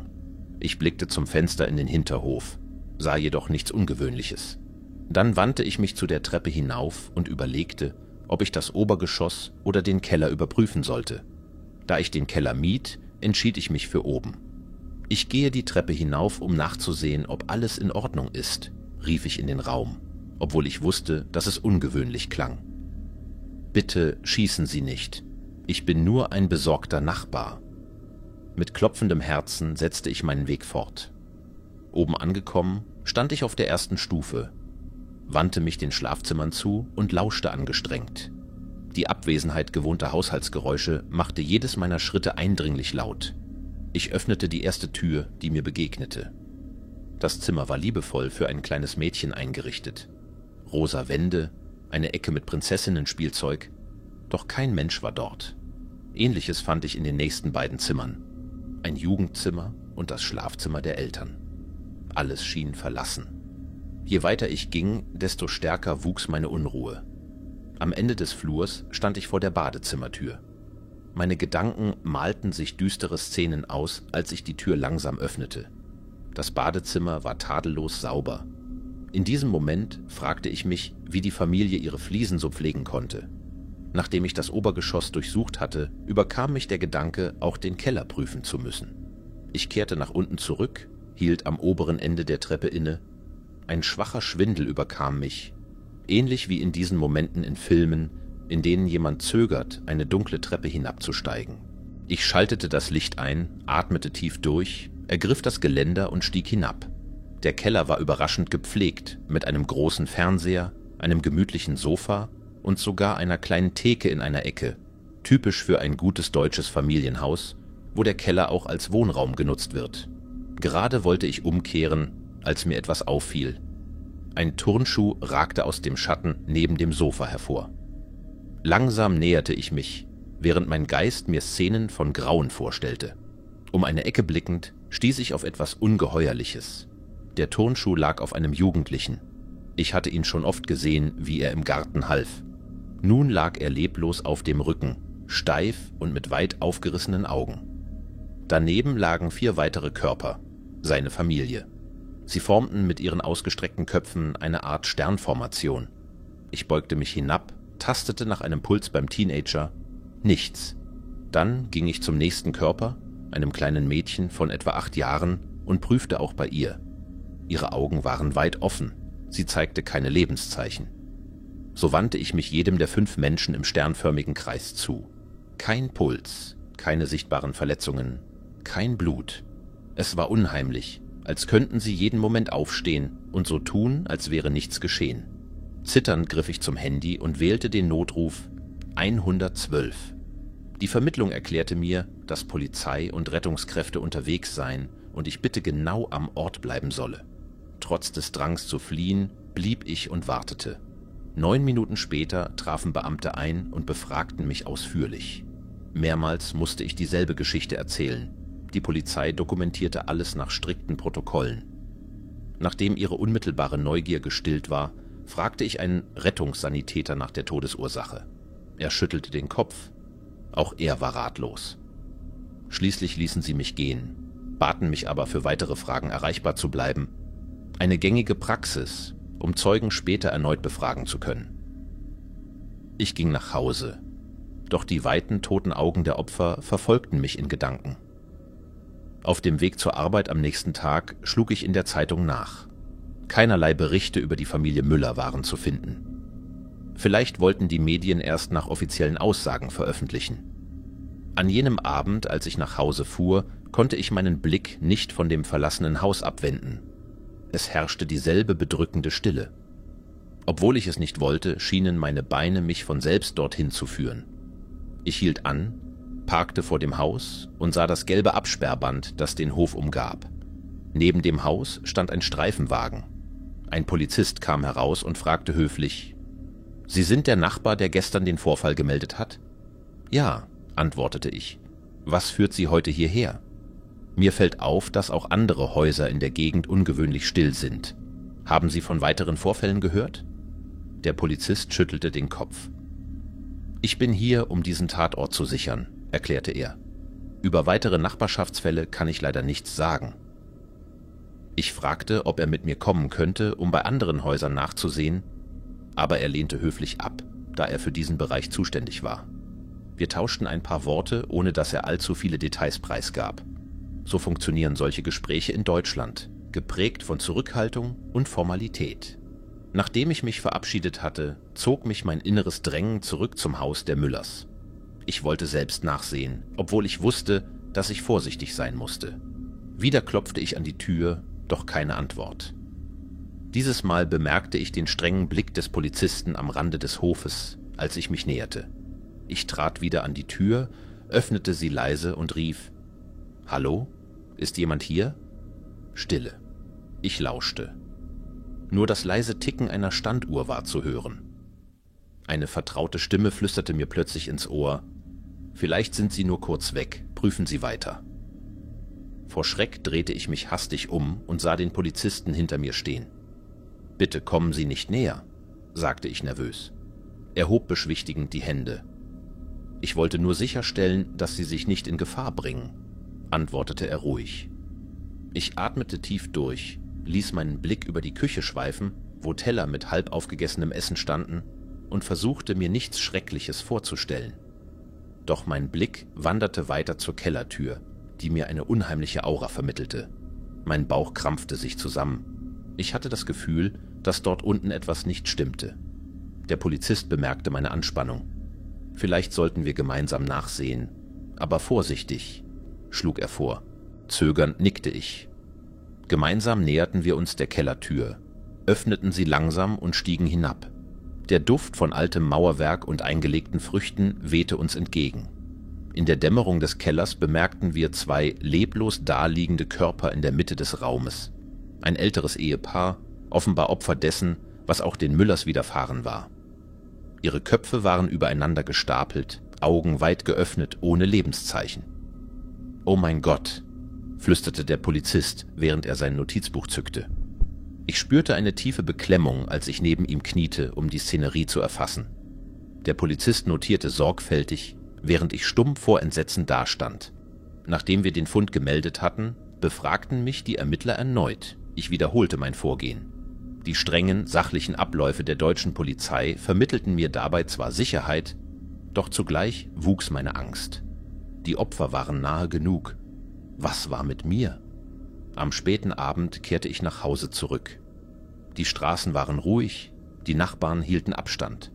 Als ich meine Veranda betrat, sah ich die blauen und roten Lichter der Einsatzfahrzeuge in der Ferne. Mir wurde bewusst, die ersten Opfer waren wenige Häuser entfernt, die nächsten direkt nebenan. War ich als nächstes dran? Ein kalter Schauer lief mir über den Rücken, obwohl es warm war. Ich entschied, Urlaub zu nehmen und der Gegend zu entkommen. Am Telefon erklärte ich meinem Vorgesetzten, dass ich dringend eine Woche frei bräuchte. Eine formelle Bitte, die in Deutschland schnell genehmigt wurde. Ich packte einen Koffer, ohne konkretes Ziel. Einfach weg von hier. Nur ein paar Kleidungsstücke und in letzter Minute ein Badeanzug. Ich wollte nur weg. Ich ließ meinen Briefkasten für die Postzustellung ruhen, griff nach dem Koffer und verließ die Wohnung. Zu Hause in der Küche stellte ich eine Schüssel Müsli zusammen. Während ich aß, überkam mich plötzlich ein seltsames Gefühl der Ruhe, aber auch eine Sehnsucht, als ob ich nicht dort wäre, wo ich sein sollte. Mein Geist wurde leer. Ich ließ die Müslischale fallen, stand auf und ging ziellos auf die Kellertür zu. Es fühlte sich an, als gäbe es keinen anderen Weg. Ohne wirklich zu wissen warum, öffnete ich die Tür, stieg hinab und schloss sie leise hinter mir. Beim Abstieg durchströmte mich ein seltsames Gefühl der Zugehörigkeit. In der Mitte des Kellers ließ ich mich auf den Boden sinken und starrte an die Decke, unfähig mich zu rühren. Das Gefühl des Friedens schwand rasch und wich einer drückenden Angst. Meine Augen weiteten sich, als mir die schreckliche Wahrheit über meine Nachbarn bewusst wurde. Mit all meiner Kraft versuchte ich mich zu bewegen, mich umzudrehen, irgendetwas zu tun. Aber ich war gelähmt. Es fühlte sich an, als ob unsichtbare Hände mich niederdrückten. Ein Rauschen wie Wasser erfüllte meinen Geist, begleitet von einem ohrenbetäubenden Dröhnen, als ob ein Sturm in mir wüten würde. Ich hatte das schreckliche Gefühl, meine Seele würde aus meinem Körper gesogen. Ein unheilvolles Kichern drang an mein Ohr, als ich vergeblich gegen das Unvermeidliche ankämpfte. Der Geruch von Schwefel strömte mir entgegen. Ich fühlte, wie ich falle, nach Luft schnappe und verzweifelt versuchte, mich zu befreien. Doch es war vergeblich. Ich war völlig hilflos. Plötzlich spürte ich andere Hände, die mich packten und hochhoben. Das Rauschen und Kichern verstummten. Ich fühlte, wie die Luft sich vor Zorn auflud. Ein gewaltsamer Kampf entbrannte und dann ein lauter Knall. Ich fühlte mich schwerelos, als wäre ich ein Objekt, das plötzlich losgelöst wurde. Mit einem schmerzhaften Aufprall landete ich auf dem Kellersboden. Ich öffnete die Augen und sah den Polizisten, der mich vor Stunden gewarnt hatte, neben mir knien, schwer atmend. Ich schaute zu ihm auf. »Was ist gerade passiert?« flüsterte ich benommen. Er richtete sich mühsam auf. Ich kam zurück um nach ihnen zu sehen, als ich sie hier unten fand. Sie waren bewegungslos. Ich wusste nicht, was ich tun sollte, also betete ich instinktiv um Beistand. Ich nickte schwach. Ich bin froh, dass Sie es getan haben. Er sah mich ernst an. Ich denke, wir sollten jetzt gehen. Ich folgte ihm, fühlte mich unsicher wie in Treibsand, aber fest entschlossen, diesen Ort zu verlassen. Wir verließen den Keller, ich rannte aus dem Haus und drehte mich nie wieder um. Ich teile diese Geschichte als Warnung. Wenn ihr euch jemals von unsichtbaren Kräften gegen euren Willen gezogen fühlt, ob ihr nun in Deutschland oder anderswo seid, sucht sofort Hilfe, betet um Beistand oder kontaktiert die Behörden. In solchen Momenten kann instinktives Handeln eure einzige Rettung sein. Letzte Nacht habe ich meine Nachbarin dabei erwischt, wie sie mich durchs Fenster anstarrte. Ich ging zufällig an dem Wohnzimmerfenster vorbei, als ich bemerkte, wie die alte Frau, die neben mir in Berlin-Neukölln wohnte, auf ihrem Sofa saß und mich mit einem entsetzlichen Blick ansah. Sie tat nicht einmal so, als würde sie wegsehen. In dieser peinlichen Art, wie wir Menschen es tun, wenn wir beim etwas unglaublich Unhöflichem oder sogar Dummem erwischt werden. Es war, als wäre sie in Trance. Ihre Augen traten fast aus ihrem faltigen, lederartigen Gesicht hervor. Die Linien ihres Gesichts verengten sich langsam, bis es aussah, als würde sie jeden Moment einfach zerfallen. Ich winkte ihr zu, doch das schien die Situation nur noch schlimmer zu machen. Ihre Augen weiteten sich und begannen zu tränen, ihre Zähne knirschten und ihre Fäuste ballten sich fest zu und ließen dann wieder los. Doch sie bewegte sich keinen Zentimeter. Sie saß einfach da und starrte mir direkt in die Seele. Ich spürte, wie sich meine Brust zusammenzog. Mein Verstand spielte paranoide Szenarien in Lichtgeschwindigkeit ab. Was stimmte nicht mit ihr?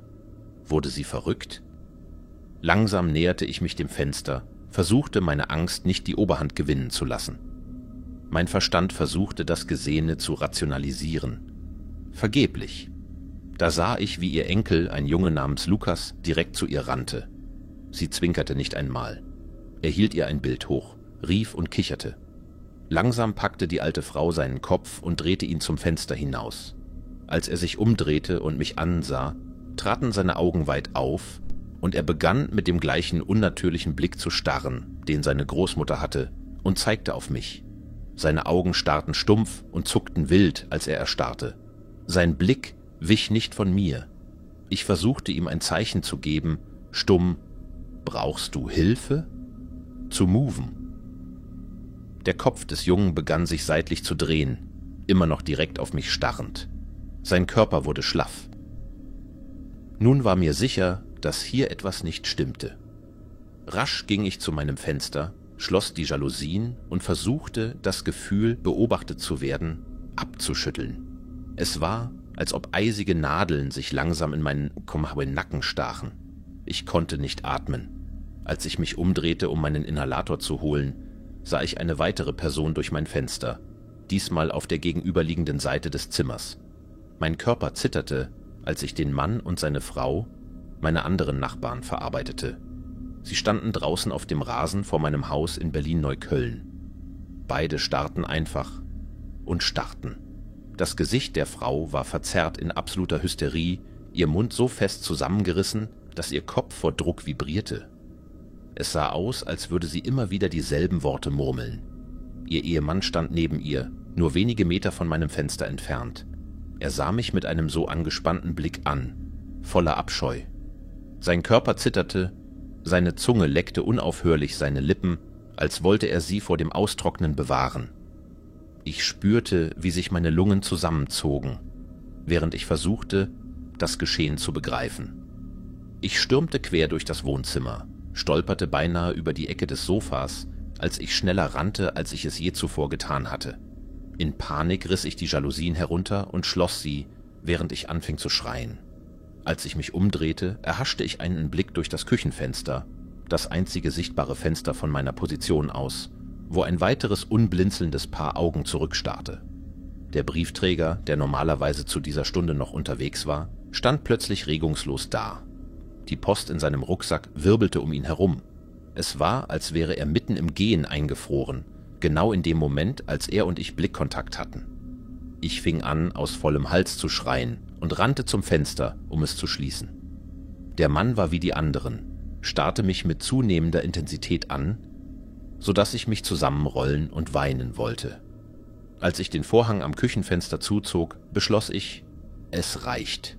Ich würde die Polizei rufen und diese Leute verhaften lassen. Was auch immer hier vorging, das konnte nicht natürlich sein. Beim Telefonat versicherte mir eine gelangweilte Frau am anderen Ende der Leitung, dass die Polizei unterwegs sei.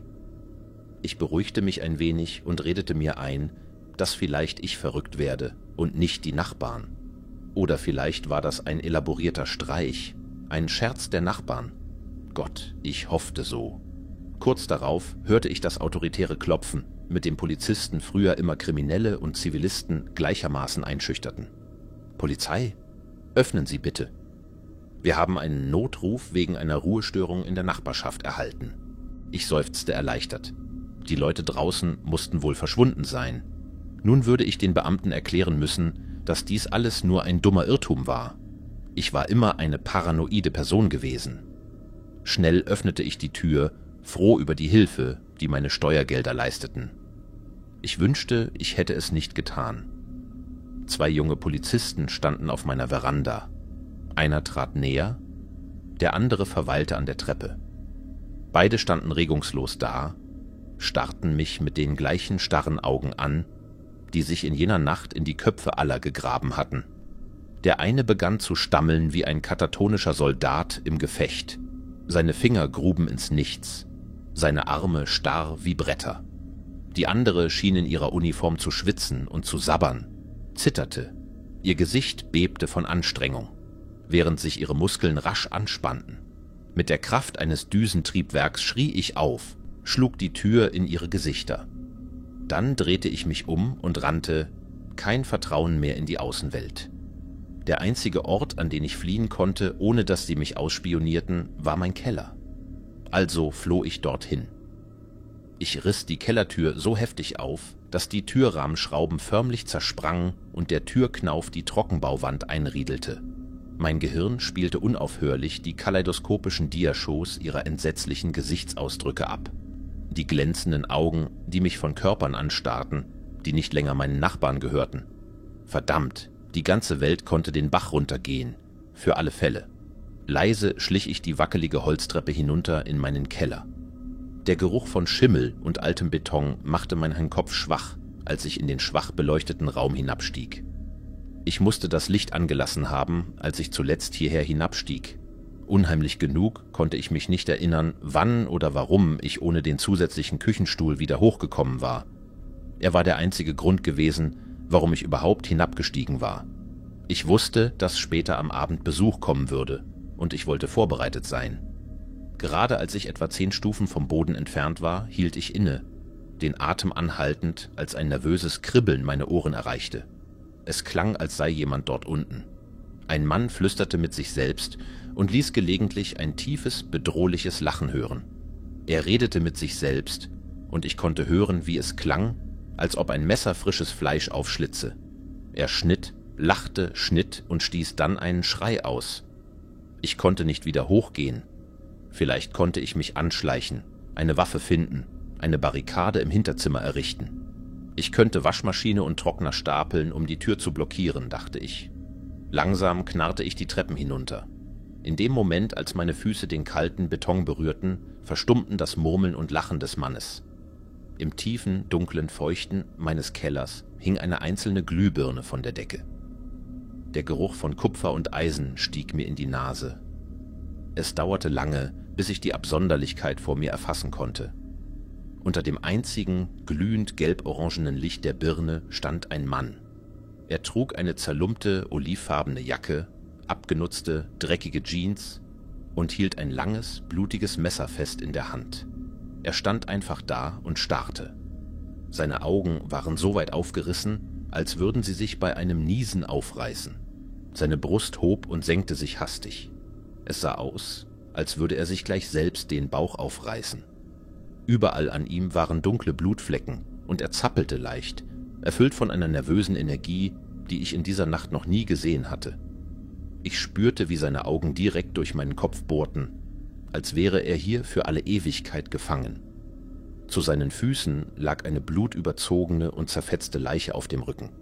Das Blut gerann, als es den kalten Beton berührte, und Dampf stieg in die Luft auf von der Wärme, die seinen Körper verließ. Ich wollte schreien. Ich wollte nach oben rennen, aus der Tür fliehen und jemanden in den Schatten der Straßen finden, der mir hilft, den Wahnsinn dieser Nacht zu entwirren, in die ich kopfüber hineingestürzt war, ohne es zu wissen. Nicht, weil ein Mörder in meinem Haus war. Nicht, weil mich alle an diesem Abend in die Seele starrten, sondern weil der Körper, den ich unter jenem blutigen Messer und flackerndem Leuchtstofflicht sah, ich war es. Ich muss zuerst sagen, dass ich kein Gesellschaftstyp bin. Als die Pandemie Deutschland traf, war das wohl das Beste, was mir passieren konnte. Die meiste Zeit verbringe ich ohnehin online, da ich in der Datenerfassung für ein Prüfungsunternehmen arbeite. Das war jedenfalls auch nicht besonders spaßig, vor allem angesichts des verrückten Jahres 2020. Aber das hat nichts mit dem Problem zu tun, das mich beschäftigt. Ich dachte nur, die meisten beginnen solche Erzählungen mit ein paar Anekdoten, also hier bist du. Kurz gesagt, ich lasse mich gerne in Ruhe. In unserem kleinen Dorf in Hessen übertreiben es meine Nachbarn fast jedes Jahr. Familie Müller hat 4 Jungs, alle in der Grundschule, und natürlich wollen sie die Feiertage groß feiern. Warum sollte 2020 da anders sein? Ihr Haus liegt direkt neben meinem, sodass es das Erste ist, was ich jeden Tag sehe, wenn ich nach draußen trete. Und jetzt, dank ihrer aufwendigen Halloween-Dekorationen, würde ich noch mehr davon sehen. Tag für Tag fügte die Familie mehr hinzu. Hier hängten sie aus Pappfledermäusen gemachte Dekorationen auf. Dort hatten sie kunstvolle Spinnweben über die Fenster gespannt. Ich versuchte wirklich, das zu ignorieren. Ich weiß, wie das klingen muss. Für manche bin ich der Grinch von Halloween. Also behielt ich meine Abneigung für mich. Aber vor einigen Nächten änderte sich das, als ich plötzlich Schreie hörte. Offensichtlich hatten sie auf dem Dachboden Lautsprecher installiert, denn die Schreie kamen dort so heftig heraus. Es klang, als hätten sie tatsächlich Aufnahmen von einem Gruselgeschehen abgespielt. So einen Lärm um 3:30 Uhr morgens zu hören, war erschreckend. Instinktiv griff ich zum Telefon und rief die örtliche Polizei unter 110 an. Ich erklärte, dass ich durch die Schreie nicht schlafen könne und bat sie, etwas zu unternehmen. In Deutschland ist die Polizei bei nächtlichen Ruhestörungen sehr aufmerksam, also schickten sie schnell jemanden vorbei.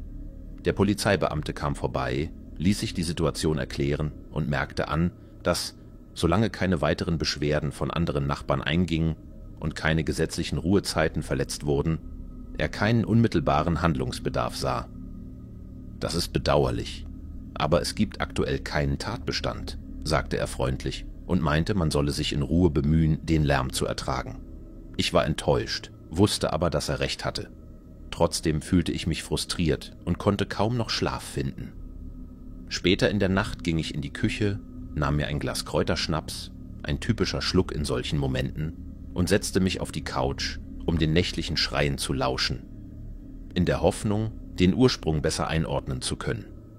Am nächsten Morgen, etwas beruhigter, beschloss ich nach dem Frühstück, persönlich mit meinen Nachbarn zu sprechen. Der Weg zu ihrem Haus war wie ein Minenfeld.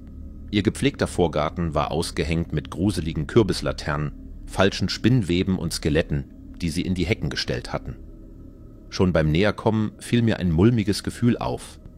Als ich an ihre Haustür klopfte, um ihre Aufmerksamkeit zu erlangen, reagierte niemand. Ich klopfte erneut, doch es passierte nichts. Also ging ich um das Haus herum bis zum Nebeneingang, der leicht zugänglich war. Die Tür stand einen Spalt offen und mir fiel sofort auf, dass das Auto der Müllers gar nicht da war. Auf dem Boden entdeckte ich ungewöhnlich roten Kunststoff, der aussah wie künstliches Blut. Daneben lagen einige abgetrennte Figuren, Dekorationen, die offenbar blutige Schaurigkeit simulieren sollten. Der Geruch nach feuchtem Laub und altem Latex lag in der Luft. Ich hielt mir die Nase zu und versuchte, in der Nähe eines kleinen Nebeneingangs jemanden anzurufen. Doch wieder kam keine Antwort. Ich seufzte tief, trat vorsichtig über die Blutspur und blieb stehen, um den seltsamen Geruch einzuordnen.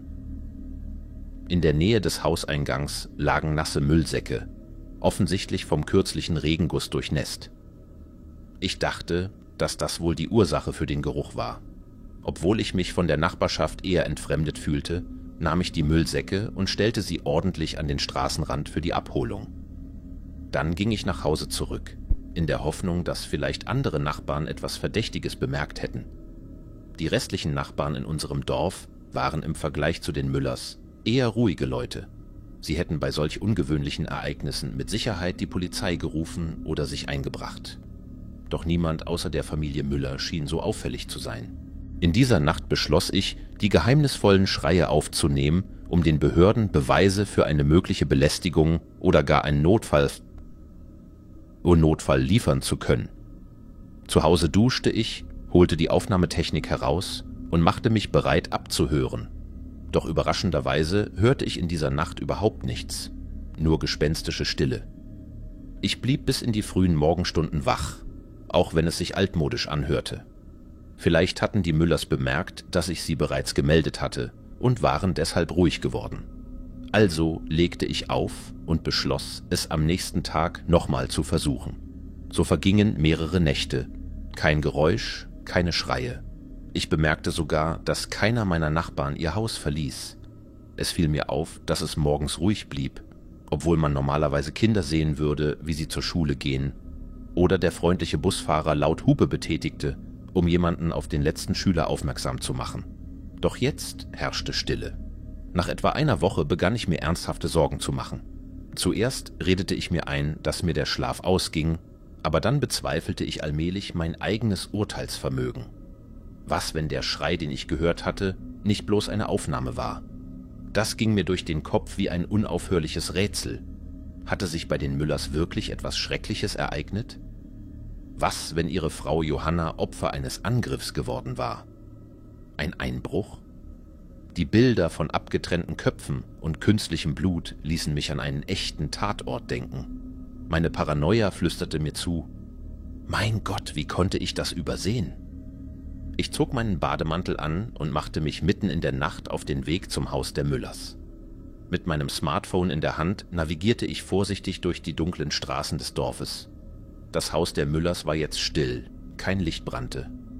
Ich begann zu zweifeln. War es immer so ruhig? Die gruseligen Dekorationen hingen noch immer draußen, aber es schien alles länger als nur ein paar Nächte da zu sein. Als ich einen Blick in die Garage werfen wollte, fand ich keinerlei Spuren von Blut. Es sah so aus, als hätte jemand alles beseitigt. Ein kalter Schauer lief mir über den Rücken, während ich mir beunruhigende Szenen vorstellte. Im Kopf spielte ich Szenarien durch.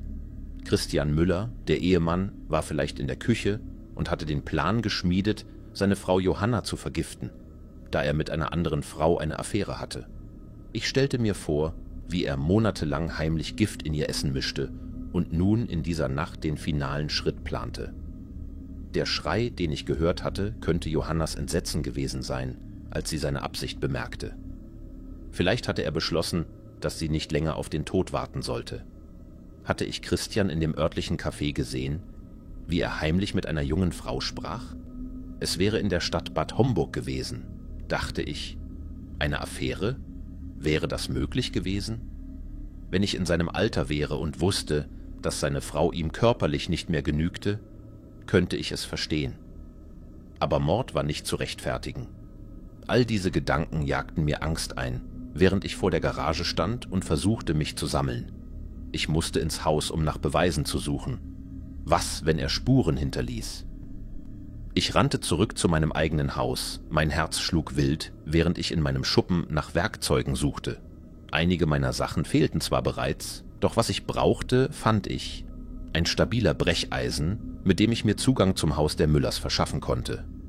Mit klopfendem Herzen öffnete ich nach 2 Versuchen die Tür des Hauses und trat in einen staubigen, düsteren Hauswirtschaftsraum ein. Ich versuchte, das Licht einzuschalten, aber es funktionierte nicht.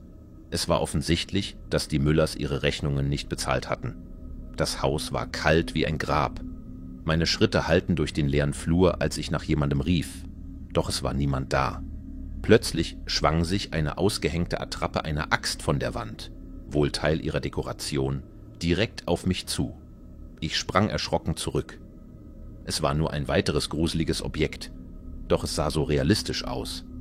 Offensichtlich hatte Christian kurz zuvor noch mehr schaurige Dekorationen aufgehängt, bevor er die Treppe hinaufstieg, um sich angeblich um Johanna zu kümmern. Ich stellte mir vor, wie die Kinder oben im Wohnzimmer saßen und Videospiele spielten, als sie plötzlich die Schreie hörten. Sie liefen wahrscheinlich nach oben, um nach ihrer Mutter zu sehen, während ihr Vater in Panik geriet. Er hatte vermutlich gedacht, dass die lauten Spiele die Schreie übertönen würden oder dass Johanna sich nicht wehren könnte. Doch er hatte falsch kalkuliert. Er war in ein mörderisches Chaos geraten. Langsam ging ich die knarrenden Treppen hinauf und stellte mir entsetzliche Szenen vor.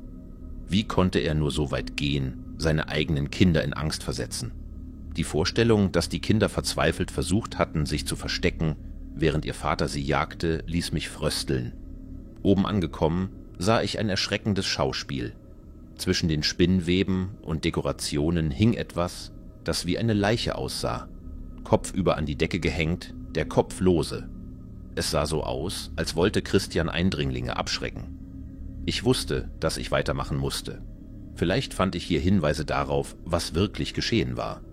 Doch der Raum war leer, abgesehen von weiteren dekorativen Gruselobjekten, die eigenartig fehl am Platz wirkten. Offensichtlich hatte Christian alles so inszeniert, dass es wie ein makelloses Halloween-Schauplatz aussah, während er seine Spuren verwischte. Aber was tat er mit den tatsächlichen Spuren? Der Gedanke an die scheinbaren Blutspuren und die seltsamen Dekorationen brachte mir Übelkeit. Hatte er wirklich so weit gegriffen, um etwas zu verschleiern? Hatte er seine Familie tatsächlich ermordet und alles nur als aufwendige Show getarnt? Ich hielt mich die Nase zu und musste kurz anhalten, als mir der Gedanke an das Unvorstellbare den Atem nahm. Verzweifelt zog ich mein Smartphone heraus und machte einige Fotos, in der Hoffnung, später Beweise für die Behörden zu haben. Dann verließ ich das Haus so schnell wie möglich. Es fühlte sich an, als wäre das Gebäude nun von Geistern heimgesucht, und ich wollte keine weitere Minute darin verbringen. Zu Hause angekommen, setzte ich mich müde hin und versuchte, die Ereignisse zu ordnen. Der einzige Aspekt, der keinen Sinn ergab, war die mysteriöse Person, die vielleicht mit Johanna eine Affäre gehabt haben könnte. Eine Geliebte oder ein Liebhaber. Aber würde sie sich nicht schon längst aufgemacht haben, nach ihr zu suchen? Wo blieb diese Person? Ich versuchte etwas Schlaf zu finden, ohne von der schrecklichen Vorstellung gequält zu werden, dass Christian auch hinter dieser Person her gewesen sein könnte. Doch die Gedanken gingen mir im Kopf nicht mehr aus dem Weg. Am nächsten Morgen klopfte es plötzlich heftig an meiner Tür. Ich öffnete und sah 2 Polizisten, die mich mit ernsten Gesichtern ansahen. Ein Nachbar hatte verdächtige Geräusche gemeldet, Schreie und Unruhe, und jetzt waren sie aufgrund einer offiziellen Anfrage hier. Sie erklärten, dass sie eine Durchsuchung durchführen müssten, da es Anzeichen für Straftaten gäbe. Ich war schockiert, denn ich hatte nichts Verdächtiges getan. Die Beamten durchkämmten mein Haus, setzten Spürhunde ein und begannen, Beweise zu sammeln. Es dauerte nicht lange, bis sie in meinem Schuppen Müllsäcke fanden, gefüllt mit zeremoniell wirkenden Materialien, die nach altem Holz und Stoff rochen, aber eindeutig nicht zu Halloween-Dekorationen gehörten. Darüber hinaus entdeckten sie Werkzeuge mit meinen Fingerabdrücken, die in der Nähe von mysteriösen Spuren gefunden wurden. Mir wurde übel, als ich realisierte, dass all dies Beweise gegen mich zu sein schienen. Natürlich, meine Fingerabdrücke wären da. Das waren ja meine Werkzeuge, verdammt. Ich versuchte zu erklären, dass ich nur aufräumte und die Polizei auf die echten Verdächtigen hinweisen wollte. Doch ich fühlte mich zunehmend bedroht und unverstanden. Die Polizisten befragten mich stundenlang und ich war sicher, dass ich wegen eines Verbrechens ins Gefängnis gehen würde, das ich nicht begangen hatte. Es fühlte sich an, als wäre mein Leben vorbei. Meine Hände zitterten, als ich ihnen schilderte, wie das alles mit der obsessive Halloween-Dekoration der Müllers begonnen hatte. Während ich sprach, spielte sich in meinem Kopf ein unheimlicher Gedanke ab. Was, wenn all diese Schreie und Dekorationen gar nichts mit tatsächlichen Verbrechen zu tun hatten? Was, wenn das alles nur eine überbordende Inszenierung war, die meine Wahrnehmung verzerrte? Meine Welt schien aus den Fugen zu geraten.